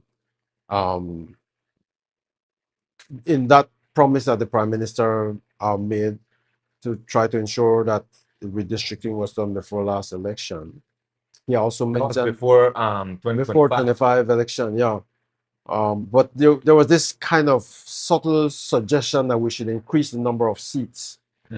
All of that is because of the strong desire of those in Belize City to still hold on to those seats that are not viable for a division. Like, for example, so we don't like Fort George, Albert, Mesopotamia. Those are very small seats, and a lot of those seats could be combined. And not 2,500, right? Yeah, some of them are 3,000, 2,500. They could be combined to make a seat, and then you could expand, like in Stan Creek West, Belmopan, Belize Rural South. Those kinds of divisions. How do you propose they redistrict?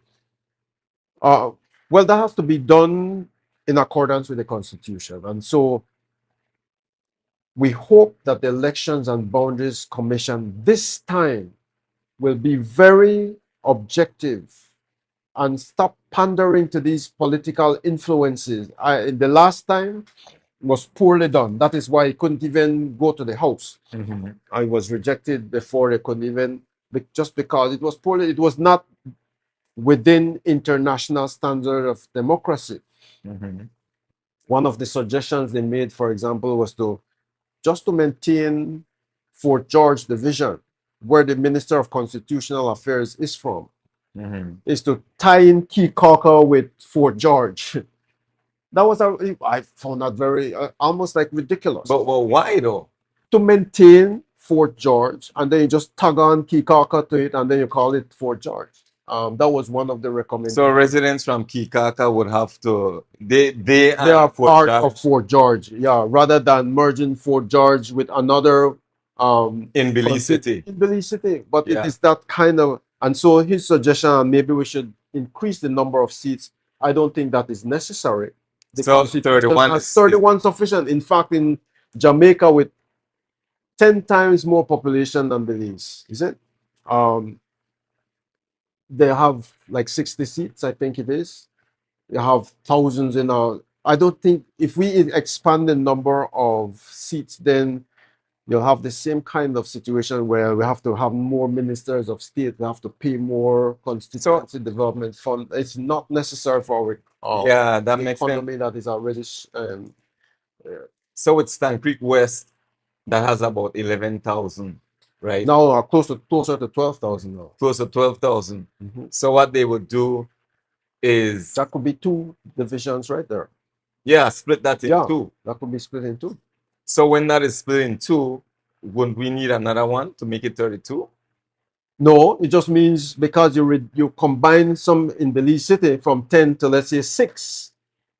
Gotcha. You have 4. You have Belmopan could have 2. You have Stan Creek West could have 2. You could, it's just redistributing within the same 31. So Jerry, this is important that people. But understand. I'm concerned. The deep concern is that these persons in the Elections and Boundaries Commission were strongly attached to their political party, and I'm afraid that instead of looking at the national interests, they are stuck to political party interests. And hopefully this time they have more integrity to look broader to the national interest. And I mentioned before that it is this lack of looking at the national interest that is also leading to all of these problems that we're having. Yeah. They're stuck on this oligarch in Belize City that wants their family and their connections to remain, to rule the rest of the country, even though they are unfairly represented. That cannot continue to happen in the name of the integrity of our democracy. So we have to get rid of personal greed and personal interest that these guys are having.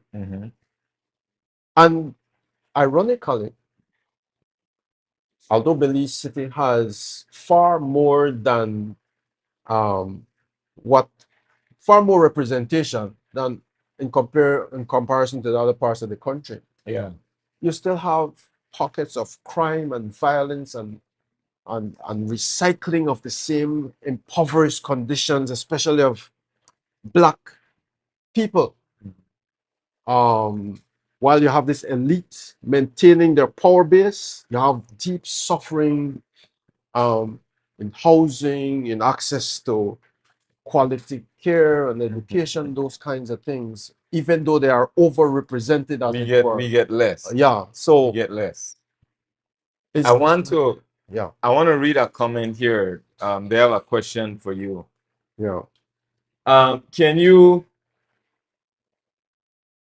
Can your guest kindly explain the threshold parameters as it relates to 1, upper and lower limits as it would relate to the numerical size of what the new constituency would look like, I'm sorry.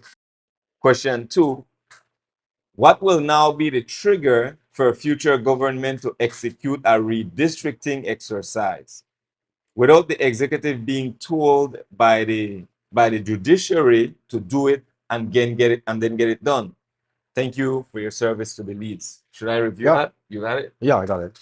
Okay.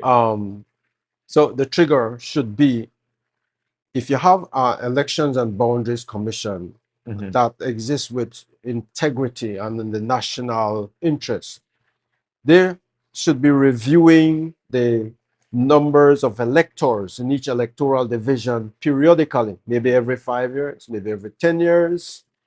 Just review what are the numbers in each, what are the total number of electors? How do we divide that by the number of constituency? And then we use that number 10% over or under to say this is the viable constituency. And so periodically, I don't know if there is that policy or procedures that they should follow, but they should be reviewing from time to time, which is what is a broadly speaking in the Constitution. They should be reviewing from time to time. And then when they're seeing that this is becoming imbalanced, then that should trigger redistricting. Okay. He's asking also about what is the number over or under. This was Philip Willoughby, by the way. Yeah, thank you for your question, my brother. Thank you, Philip. I listened to him last night. It was a very I really enjoyed listening to the whole show. The last estimate I had was about 6,700 per electoral division. So we take the number of electors, not the population, as I see they're trying to throw shade on the essence of the Constitution. And that is why we need a constitutional attorney to bring clarity to that, because I notice every time the Prime Minister and the constitutional minister, they're trying to wiggle around and prefer to hold the constitutional attorney. I don't know. I would prefer that the source one perhaps from would have some kind of independence. Yeah. But yeah, the last estimate was 6,700 per constituency. That's the balance that 10% over or under is an acceptable standard. But if you have 2,500, is way below. Definitely. What is your projection? The Prime Minister already lied. He said they would have gotten it done before the end of before 2026. What's your projection for it to be completed? Actually, right now, so much is done in secrecy. The Elections and Boundaries Commission, in their integrity, ought to be providing information, which is what I asked for, as to how the process is going. And to share with the people, to prepare people, what are they doing? We don't know. I don't know, but we hope that they will come up with a viable balancing of our electoral divisions. Yeah, we need to demand better. We need to demand justice. Erwin Mohammed, take your time, brother. Speak the truth. Truth is stronger and greater than any government. That's what we're committed to, definitely. Davis Nunes, look like everybody in government has everybody in government has price. They've been bought. Everybody corrupt. It's all about the money and building wealth for their own families. That is true, unfortunately. It is all games, and they mastered it. That's true, my brother. Who else do we have? Miss Odessa Hila, get rid of the crime minister. That's one option. Philip Willoughby, I already read that message. Hams Flores, will anything happen before the next municipal election when it comes to redistricting? I think you touched on that. Well, the next municipal election is in March. March, yeah. Redistricting, the Prime Minister promised that the redistricting will be done by the end of 2026. So even though redistricting does not affect the municipal election, because you have town boundaries and all that. Right. But to answer the question, if the Prime Minister is true to his word, by the end of 2026, let's see what happens. It should be. Let's see this time if he will if his word will ring true. I hope that it would be really ridiculous if it doesn't happen before 2026. Well, he said 2025. He would have liked that to happen by the end of 2025. 2026. And then he said, well, if not, then 2026. So we've passed 2026. We're midway of 2026. We're a little more than midway. We'll see how it goes. It'll be quite unfortunate. So one more thing, I remember he's calling my case a moot point, an academic point. It's not going to be academic if this does not happen, So we're still holding on. So it's not a moot point. It's not an academic point. If this is not done, we're going to go back to court. Yeah. What will that mean for the government of Belize? Because each time you take the government to court and they use the people's money, they use the people's money. Yeah. But justice has to be done now. Each time Jerry goes to court, we spend money. And then if I don't go to court, we will also spend money. We still because the corruption will continue. So they ought to not go to court, to say, man, let us just do the right thing. That's all they should have done. Let us do the right thing. Let us abide by the law and just get the right thing done. Yeah. It's rather than saying, well, we have people money, we could go to court because we have all this stash of money and we could use the people's money. It is really not fair for the people. It is not. It is not. Too much money being spent, that the people money, and this is the thing, none of them can go to jail. Well, the other thing that I would strongly recommend at every turn to remind the government that we need to enact the United Nations Convention Against Corruption. Yeah. So me and Philip Willoughby, we talked about that last night. At every turn, every organization, teachers union, I want you to hear this so that you don't have to come out just when it's salary time and all that. We need your voices also in national development issues. I used to write way back that the only time you see unions come out is as you hear about unions, is something about salary there, which is okay, which is right, but there are other serious development issues that is affecting your salary. One of it is absolutely corruption. Look how millions of dollars are going that could have gone to your salary. So you, as unions, as trade unions, at every step, to try to ensure that United Nations Convention Against Corruption is signed and that we follow those rules here in Belize. And that will help us keep them accountable or hold them accountable. Definitely. Yeah. You know, we have to. The UDP had the opportunity to do it. Well, they could have a thing on Fridays. Yes. They could loudly What's your take on that? Well, I don't get involved in any of the political parties, but I am saying that they also should be calling and committing themselves to the United Nations Convention Against Corruption. If they want to form the government, we want to see that they also commit themselves to get rid of these kinds of corruption that the nation is sick and tired. One in, one out is, as I think Jews call it, pigs feeding at the trough. Every single time some corruption rises and nothing happens, the money is gone. And so part of my struggle is to, at the beginning, to get this to stop, is for them to follow the Constitution. How easy or difficult is it to, let's use the word, activate UNCA? It depends on the political will. The National Assembly needs to get that done, and the Prime Minister has to have the political will to get it done. That's all that is needed. That's all that is needed. There's some resistance, and because they will be held accountable for a lot of things, which I believe there's a lot of stuff to hide. It's a lot, Jerry. It's a lot. Sometimes I run out of questions. There are just so many questions that you don't even want to ask anything anymore. Yeah, it's quite a lot.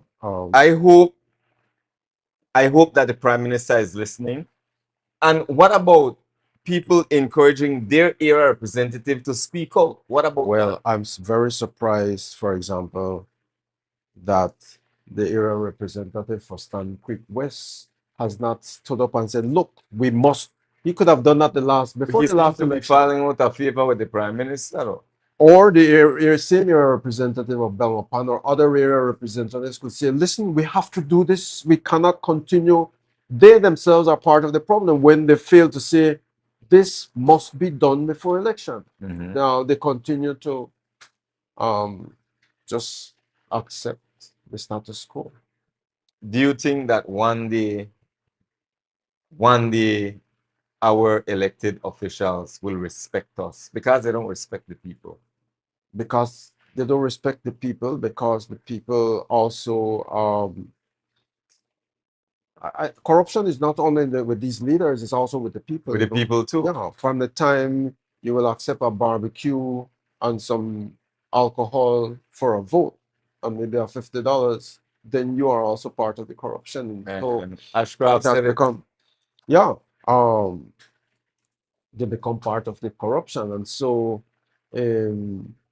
but then again, how do people pull themselves back from it? If you, for example, want to run for political office, the first thing people will ask you in this political culture, what you got for me so that I could vote for you? Yeah, I experienced it firsthand. And so that in itself, the whole system is tainted. And that's the challenge. How do we get out of that? Because if you don't do it and somebody else do it and pay the voters and stack up and all, that is why we need campaign finance reform. We need to register political parties. They need to be accountable for their finances. But why don't all of these things?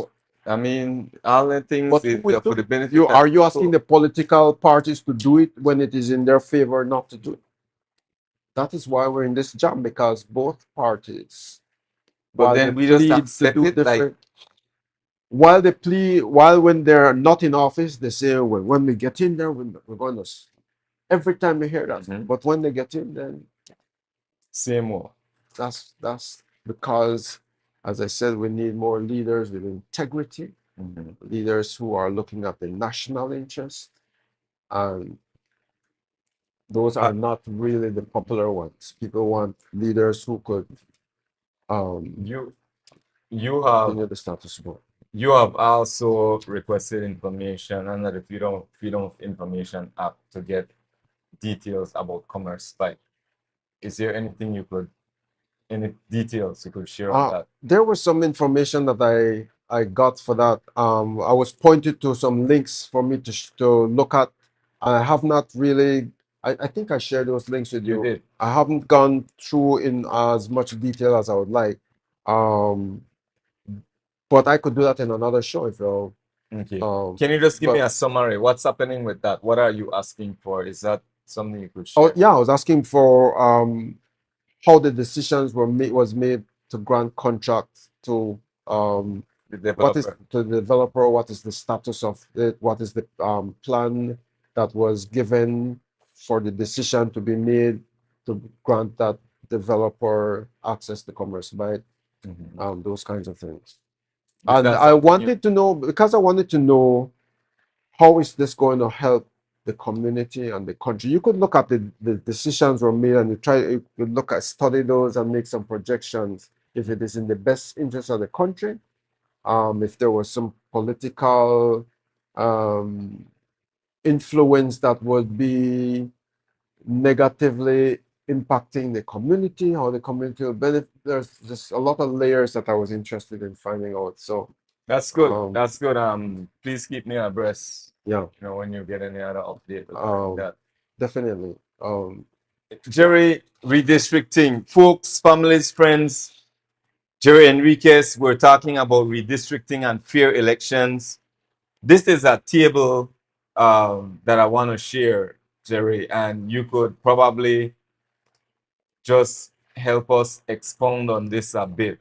So it's basic, it's a constituency, the community development monthly constituency allocation and per capita estimates. Yeah, I had asked the Prime Minister for information about the Constituency Development Fund.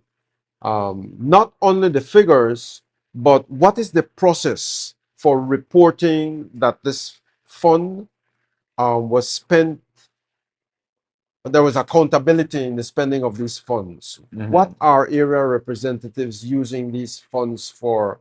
How do they develop plans for utilizing these funds? What is the impact of these funds on their constituencies?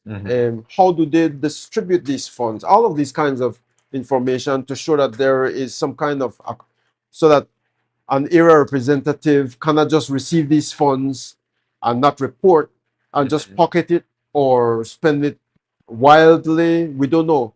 How are these funds accounted for? That was the information I was asking for. And there was delay in this. There was asking for extension of time, and I thought there was a diligent effort to provide that information. And at the end of about 3 months, all I got was just 1 page of information to say that, let's see the figures, that this is what each area representative gets. And that is all that I received. So what I did then was to kind of prorate these funds per capita for each electoral division. What I found, though, is that even though Mesopotamia, for example, is small, it's the smallest per capita. So Mesopotamia right here. Yeah.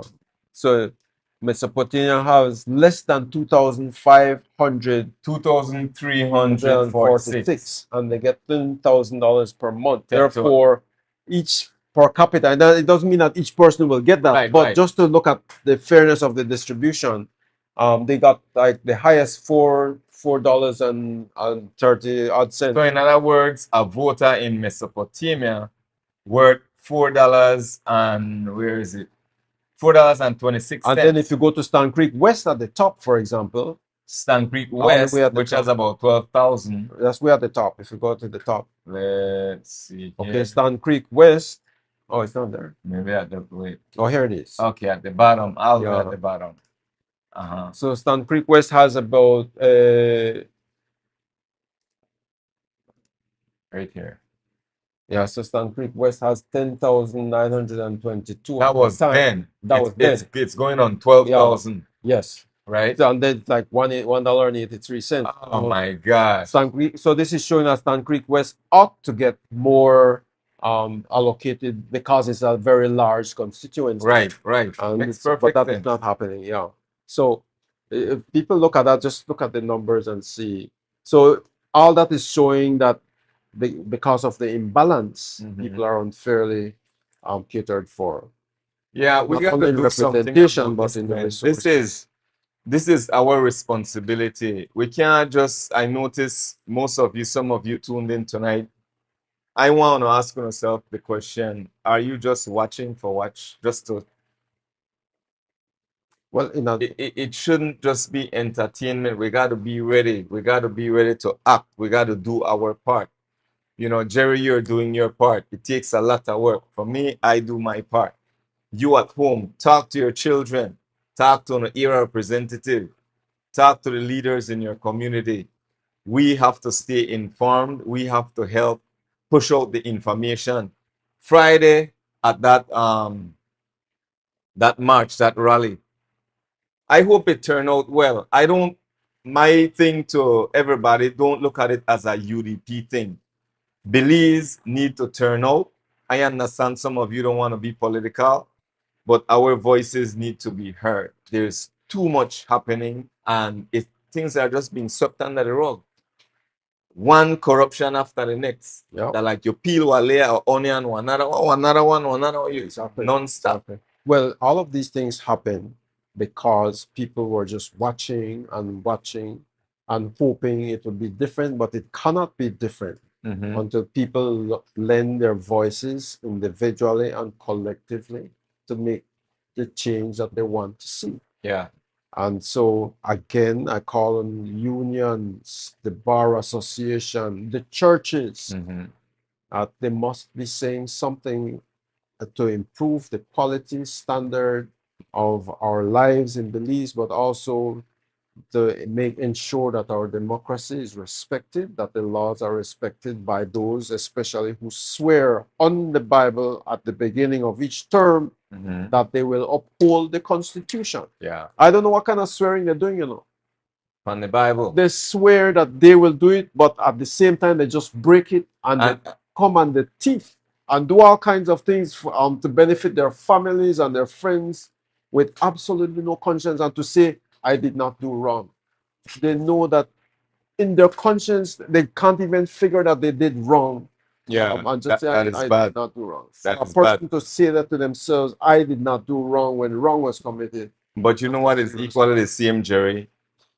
We see them committing all these corrupt acts, but we will still say honorable. We call them honorable. Yeah.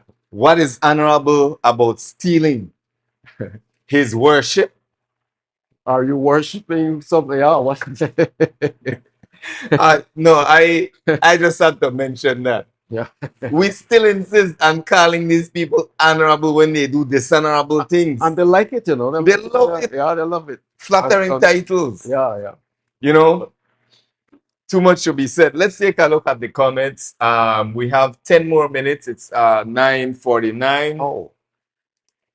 Yeah. Time is going. Odessa, sometimes you can't even see the area representative. The only time you see them is when time to vote. Don't ask the Prime Minister nothing. He will tell you our lies. Let's see. Who do we have? Erwin Mohammed. Before the leader raise any threshold, let them raise integrity, raise accountability and transparency. Raise the oversight committee to end corruption. Almighty God is judging today. Kindly let your viewers know, beloved brother, that I will soon be present on your show. Yes, Erwin Mohammed. You're welcome, my brother. Erwin X? Yes, Erwin X. Oh, yes. Yes. Okay, yeah. Erwin, greetings, my brother. Erwin, I know Erwin from many years. There's poetry I used to listen to a lot. And I remember very prophetic about especially crime and violence. And Erwin has been a fighter. But he's been silent. That's why I checked up on him a couple of days ago. I will have him But on my show soon. Yeah, definitely. Yeah, man. Thank you for your comments, Erwin. Davis Nunes, what can the Garifuna community do to have a better future? A little advice for us. What should we do to have a better impact in the system? Let me definitely let me talk about that a little bit. First of all, there seem to be a lot of disconnect in Garifuna communities. People are fragmented by politics, and getting even worse. People are our communities are destroyed because we're not having our central leaders, perhaps a council of elders, to hold on and remind of the values that we should hold in our communities. And so outsiders come and fracture our communities, and it is in that division and divisiveness that we become weaker and weaker to address any problem.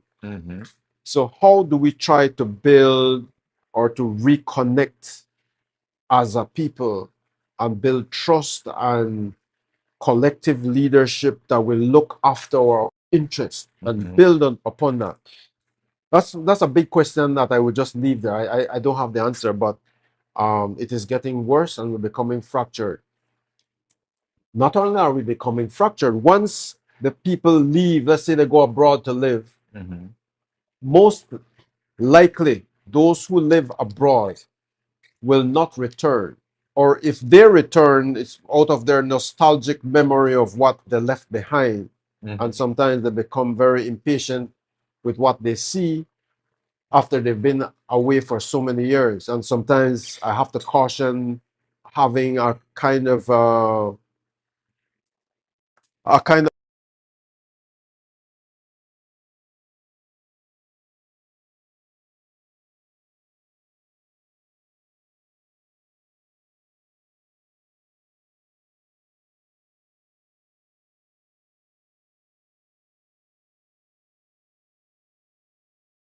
Brother Jason Guerrero, greetings. Hey, good evening. Hi, Jason. Let me, you know what I think I'll do? I'll connect you on this other device so we could hear you better. Can you hear him? Yeah, I hear him. I don't know if the audience I hear can you. hear him. Okay. Go ahead. We can hear you. My question, yes, I watched a reel recently about a situation that's going on in Honduras. People in Honduras. Yes. And I don't know if you've seen it, but apparently they're under siege by the authority, by government. And there's an effort for they're asking everyone to start some kind of petition. I don't know if it's related around Belize, but I just wanted to give that mention for us to consider. Maybe you can do a show on that in the future. So that was my concern. I wanted to mention that. Mr. Guerrero, thank you so Thanks very much. Greatly Definitely. appreciate you. Thank you, my brother. Thank you. Yeah, I've been following that situation in Honduras, and it's a tragic, sad situation that needs more than just local attention in Honduras, but international attention has to be brought to the plight of Garifuna people in Honduras. There is this it's a land issue actually that they want to get people off their lands. And really? It's something that we must follow. I'll have to urgent look into it. Whoever is doing the petition, Jason didn't mention who is doing that petition. No, maybe you could comment, Mr. Guerrero, if you have any more information on who's doing the petition. It's something that needs urgent attention from Belize and internationally, and not only from the people of the Garifuna descent, but I should be our government response to that. So let's take a look at another comment. But I didn't finish the first. Do it, Davis Nunes' comment about the Garifuna. Yeah, I mentioned about leadership of people. I mentioned that people leave abroad and most likely will not come back, but when they come back, to have some kind of patience in which they try to reintegrate in providing the expertise that would assist in their communities. Usually those who also migrate, their descendants will not come back. Most likely their offspring will not come back. So we're weakening the communities in that way. But for those who remain, we have to find a way to work together. Secondly, there's this big problem of alcoholism in our communities, and it will further destroy the minds of people. What might seem like very casual to begin with is demonstrating bad example for the next generation, and it gets worse and becomes normalized. But that alcohol, which the Chinese stores are profiting from, and all those who deal in alcohol, they're feeding it because they're making profit, and they're making profit at the destruction of the minds of people. They might feel like, yes, there's pleasure that you're getting, but you are storing in your body the memory of the pleasure that alcohol brings. And so when you have a child, that child is born with that memory. Craving. And so once they start taking, then it continues generation after generation. You're cycling a habit that is unnecessary and very destructive. Especially also, not only men, but more women are drinking, and you are destroying not only yourself, but you are storing again information in your body that will pass on to your offspring. So whatever you're doing to your body, physically or emotionally, you're storing information. The body is the storehouse of the mind. And so if you're not thinking in the long term, you are unconsciously or consciously passing on habits that will further destroy Karmic other people. reaction. That's the karmic effect. And so I would strongly recommend that people refrain or abstain from those destructive kinds of habits. I see during 19th, for example, free flow of liquor and alcohol and all of those kinds of things. It is sad, especially when people get hooked on it. Another thing that people are not aware of is just their dietary habits. People think that they have to take soft drink with each meal, and then you're giving that to children. You're producing another generation of sick people. Too much sugar in the body will cause this diabetes, cancer, all of the a lot of non-communicable diseases with that heavy intake of sugar each meal, each day, sugar and starch, and there's obesity and all of these things. So we have to take care of just to say we have to get conscious and take care of ourselves individually and collectively. Mindful living. Otherwise, we will not be able to have a strong, respectable presence for nation building. You know, that is so important, Jerry. I want to also ask, we're running out of time. It's actually 9:59, 1 minute to 10. Time fly just like that. Over an hour ago, I said we might go till 10. I don't 10. The psychological effects of it, the way how we look at each other. We expect so much, like you said, from our politicians or from those vying for office. You try getting in office, by the time you put your name on the ballot, we expect something from you. I like part of the culture in the United States when it comes to politics. You have young people who get together, and Barack Obama, when he was running, these people are rallying. They don't wait for where they could get. They are doing trying to get the leadership. They want to get this person in there. Exactly. So that he could do for them. Exactly. But here, if you don't look like you got some money in your pocket, or the last name behind your name not really click, then that they don't vote you in. That is a tragedy. But the psychological effects that brother asked about Garifuna, what we could do to advance ourselves. It's not a complaint, it's not an attack. I meditate, I think to myself, who do we have among us that are leaders? Who do we have that are active leaders in the Garifuna community? Who's leading us? That is why I Who's say leading the charge? there's a void in leadership. Yeah. But when you have that void, things will fall apart. We have people who we could say we know happen to be leaders or a leader among us, but are they doing anything? Are they using their skills, their popularity, their leadership to push us forward? And the answer is no. Well, I know nobody right now. There have been outstanding leaders in the past, and then suddenly there was a decline, and it seems that the decline continues. Yeah. There are fewer people that hold standard for the community and think in terms of the community and the well-being of the community.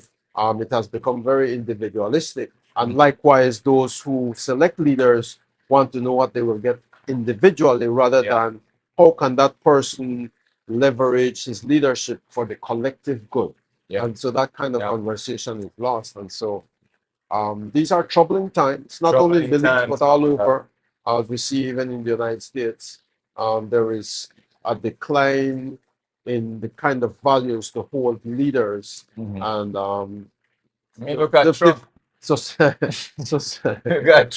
Society will suffer for it. Yeah. In all of those cases, even the United States, the society will suffer when you select poor leaders. And that is the karmic effect.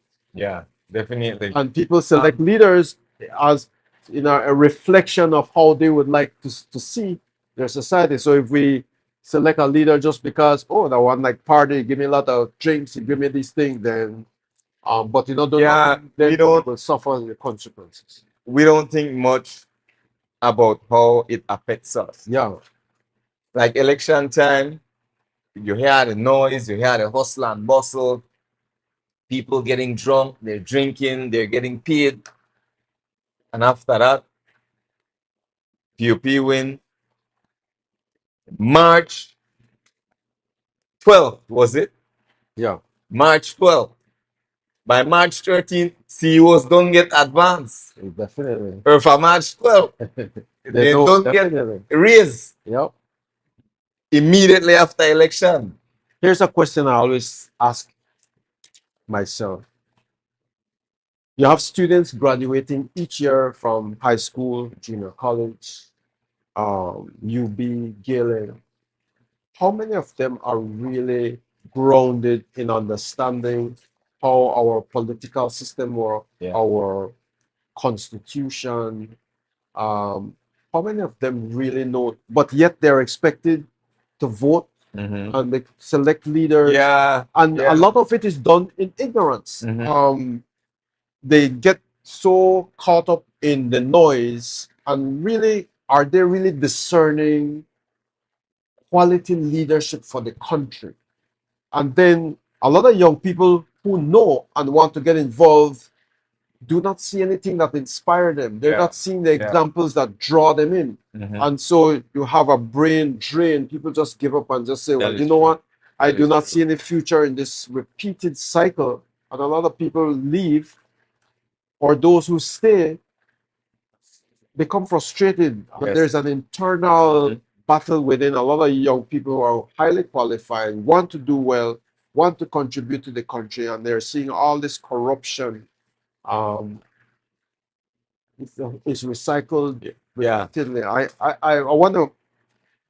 I remember you mentioned in one of the shows that it was my father who was a tutor of the prime minister. I just wanted to correct that. It's my uncle, a very strict Garifuna teacher, was a tutor of the prime minister. We took him out after school and just to bring up to standard. I wonder what he would be thinking in his grave when he see all of these. He really had very commitment to build up with the integrity of a person and all of this, and to see what is happening. I wonder if he comes back to life, what would he say? But anyway, that's just an aside. But I wanted to say the role of Garifuna teachers in this nation has been outstanding. Providing the foundation for many. It was And many of them, in fact, there was a report I read in the 1930s,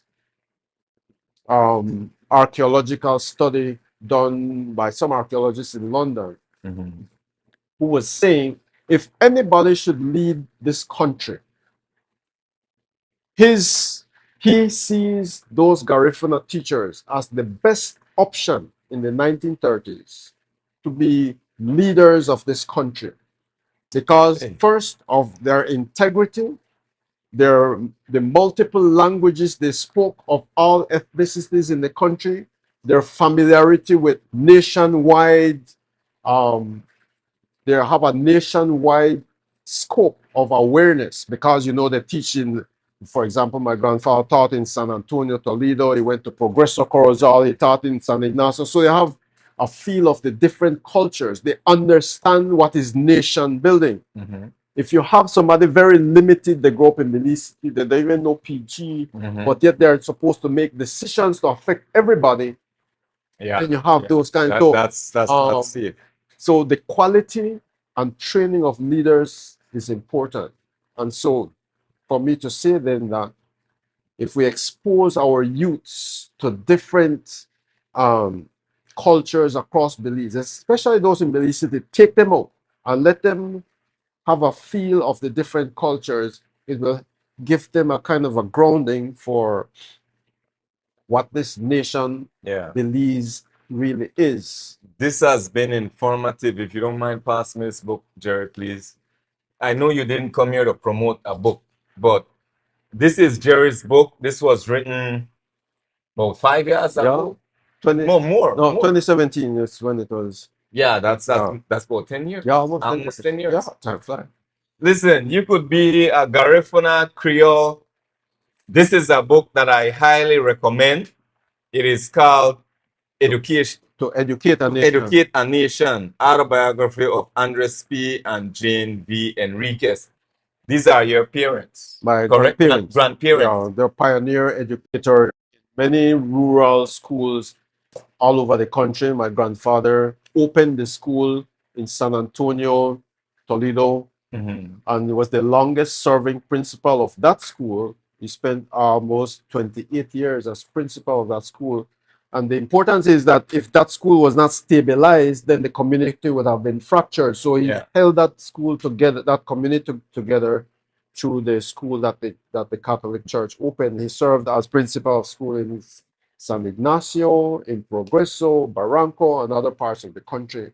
So that's my grandfather. He started that school in San Antonio in 1907.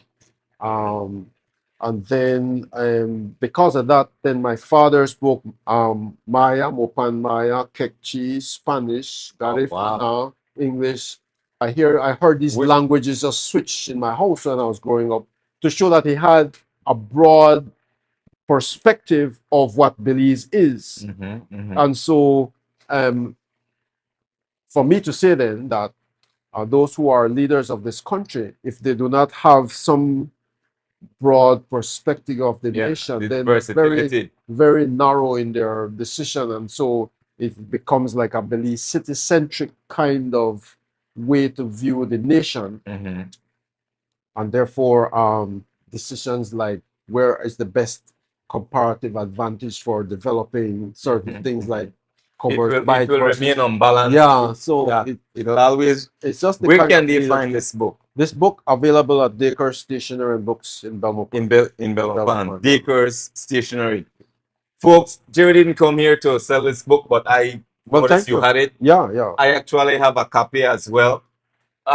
Summary, what will they find in this book? The experiences of Garifuna teachers through the experience of my grandparents living and working in various communities all over Belize from 1907, for example, when there were no roads and they had to walk 25 miles to get to their remote station as a result. For example, my grandmother lost her first 5 children during childbirth because of the harsh conditions. So there's a tremendous, so this is just one story, but just to say that Garifuna teachers made tremendous sacrifices to build this nation and yet had to face as Garifuna people, we had to face harsh discrimination by our own fellow African brothers and sisters based in Belize City, who looked down and ridiculed us and made us ashamed of our language.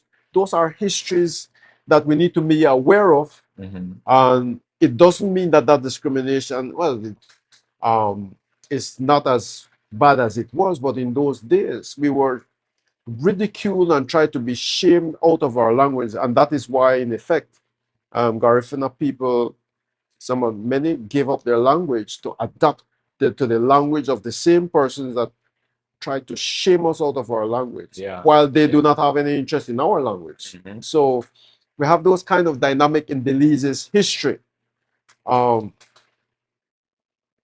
That connects also to the present in some ways. So as I said, you won't have attorneys from the South. You won't have diplomats from the South, no matter how highly qualified. You will not have. We gotta. So it's kind of skewed in the way opportunities are granted because of our colonial experience that still hovers a bit. So, as I said, the resistance to redistricting comes from part of that mentality.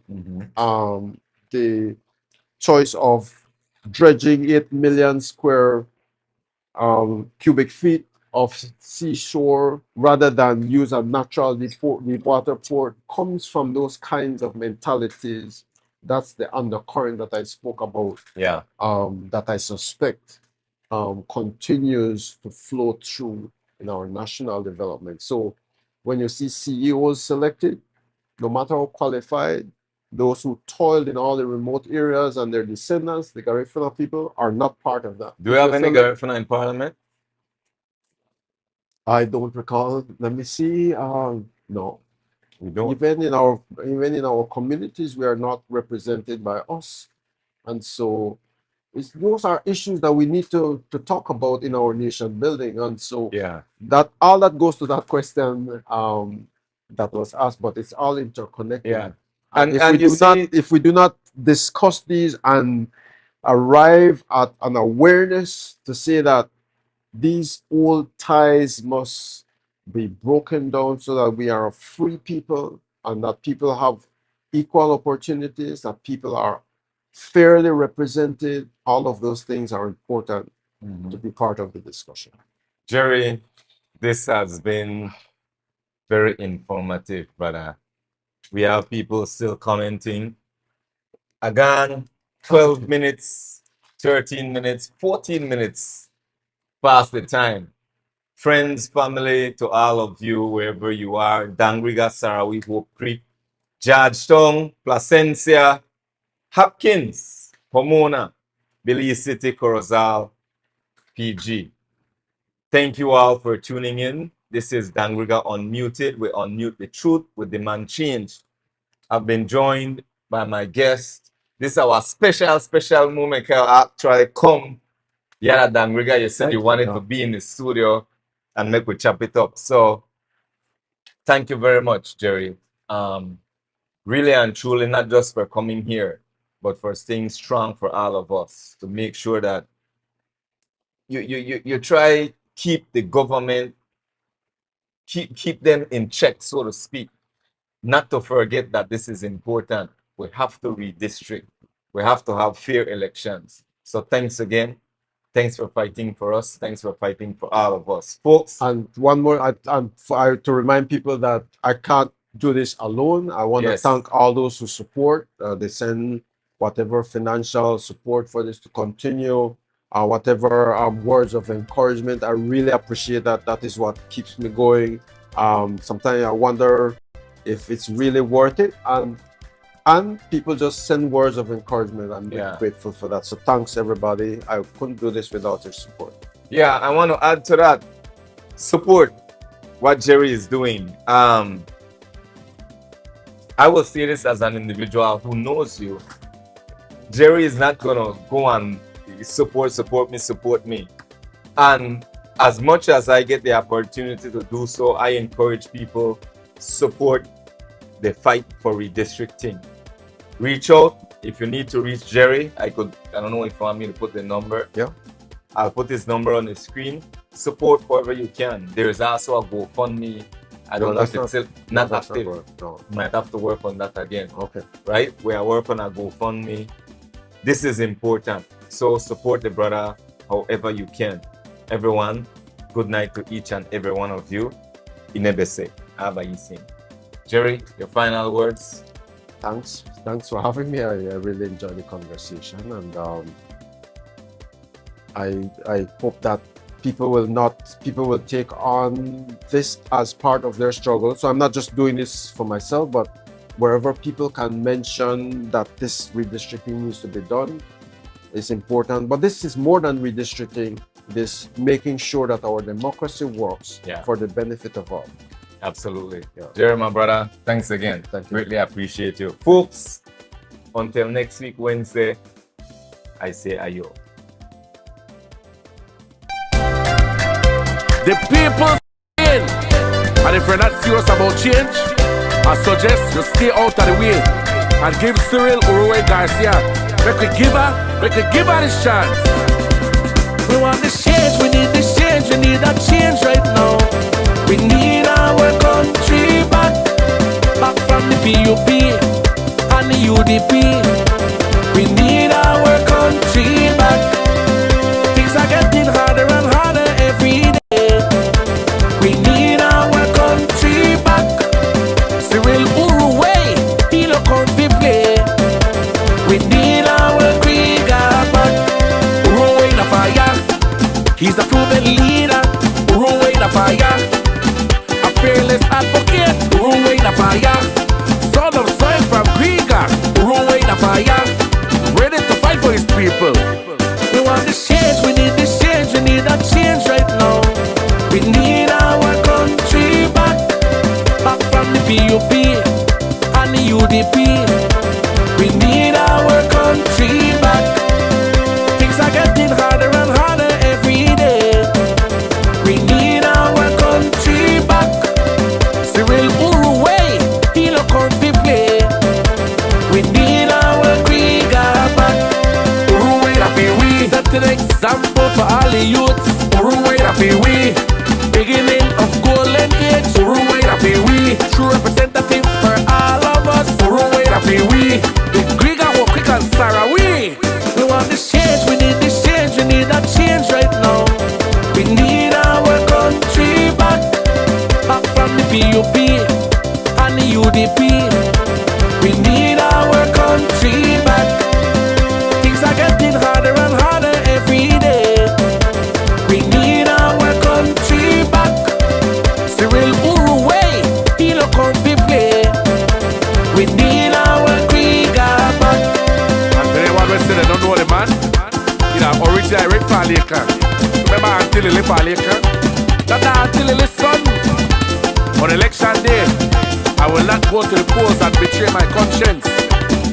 Election day, make sure you follow your conscience. Choose change now.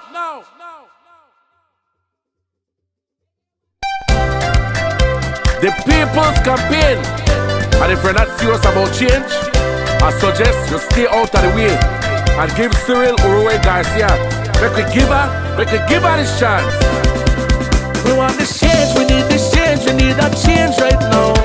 We need our country back from the PUP and the UDP. We need our country back. Things are getting harder and harder every day. We need our country back. Cyril Uruwe, he look on the play. We need our Dangriga back. Uruwe na fire.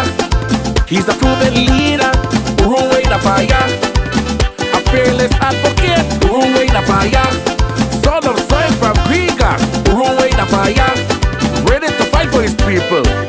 We want this change, we need this change, we need that change right now.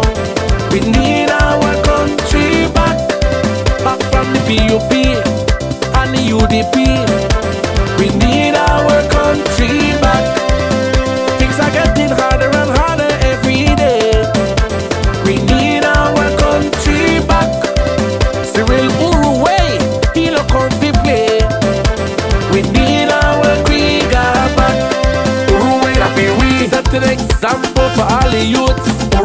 that feel we. Beginning of golden age, Uruwe that feel we. True representative for all of us, Uruwe that feel we. Dangriga, quick and Sarah, we want this change, we need this change, we need that change right now. We need our country back, back from the PUP and the UDP. We need our country back. Things are getting harder and harder every day. We need our country back. Cyril Uruwe, he no come to play. We need our Griga back. And for anyone who say they don't know the man, you know, original Red Paleka. Remember Auntie Lily Paleka? That's Auntie Lily's son. On election day, I will not go to the polls and betray my conscience. Election day, make sure you follow your conscience. Choose change now.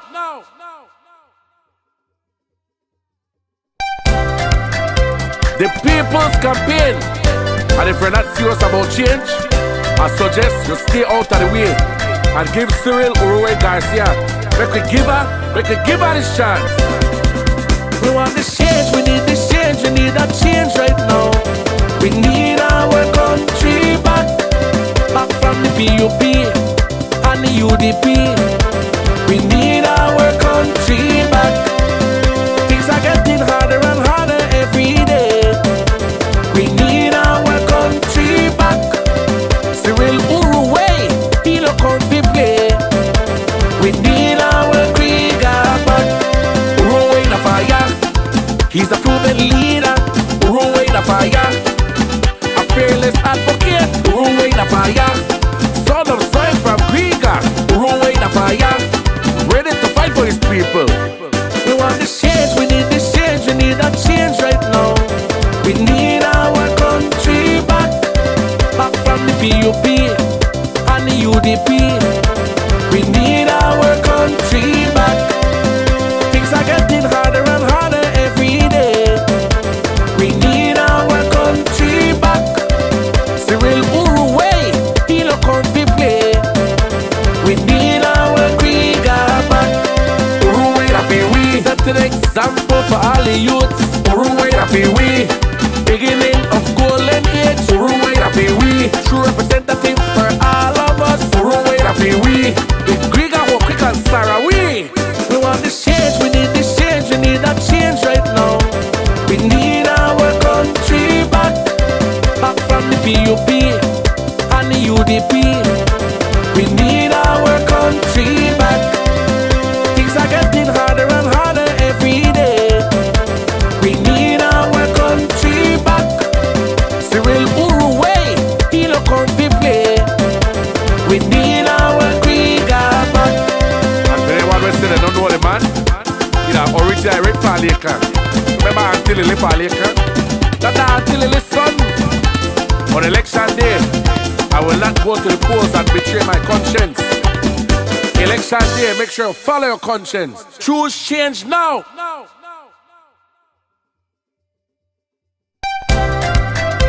The people's campaign. And if you're not serious about change, I suggest you stay out of the way and give Cyril Uruwe Garcia. Make we give her this chance. We want this change, we need this change, we need that change right now. We need our country back, back from the PUP and the UDP. We need our country back.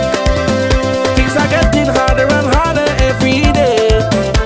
We need our country back. Cyril Uruwe, he no come to play. We need our Griga back. Uruwe na fire, he's a proven leader. Uruwe na fire, a fearless advocate. Uruwe na fire, son of soil from Griga. Uruwe na fire, ready to fight for his people. We want this change, we need this change, we need that change right now. We need our country back, back from the PUP and the UDP. We need our country back. Things are getting harder and harder every day. We need our country back. Cyril Uruwe, he no come to play. We need our Griga back. Uruwe na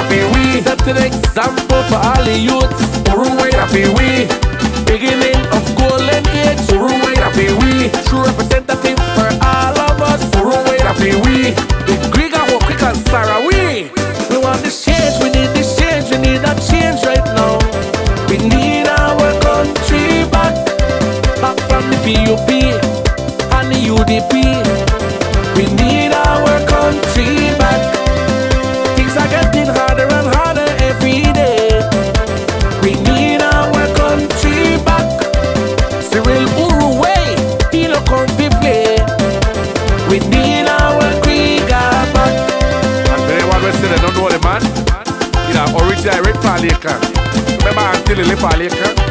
Not until you listen. On election day, I will not go to the polls and betray my conscience. Election day, make sure you follow your conscience. Choose change now.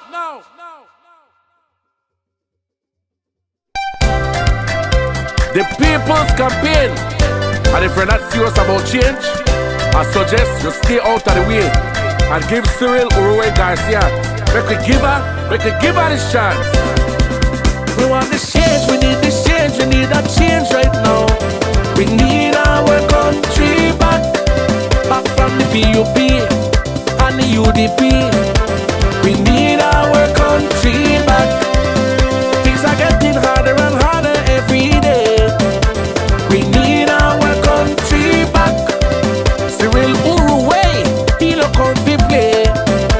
We need our Dangriga back. Uruwe the fire, he's a proven leader. Uruwe the fire, a fearless advocate. Uruwe the fire, son of soil from Dangriga. Uruwe the fire, ready to fight for his people. We want this change, we need this change, we need that change right now. We need our country back, back from the PUP and the UDP. We need our country back. Things are getting harder and harder every day. We need our country back. Cyril Uruwe, he look out to play. We need our Dangriga back. Uruwe da fi we, set an example for all the youths. Uruwe da fi we, beginning of golden age. Uruwe da fi we, true representative for all of us. Uruwe da fi we, the Dangriga who quick and Sarah we. We want this change, we need this change, we need that change right now. We need our country back, back from the PUP and the UDP. We need our country back. Things are getting harder and harder every day. We need our country back. Cyril Uruwe, he look out to play. We need our Dangriga back. And for anyone who say they don't know the man, you know, originally Rick Paleka. Remember until he live Paleka? Not until he listen. On election day, I will not go to the polls and betray my conscience. Election day, make sure you follow your conscience. Choose change now.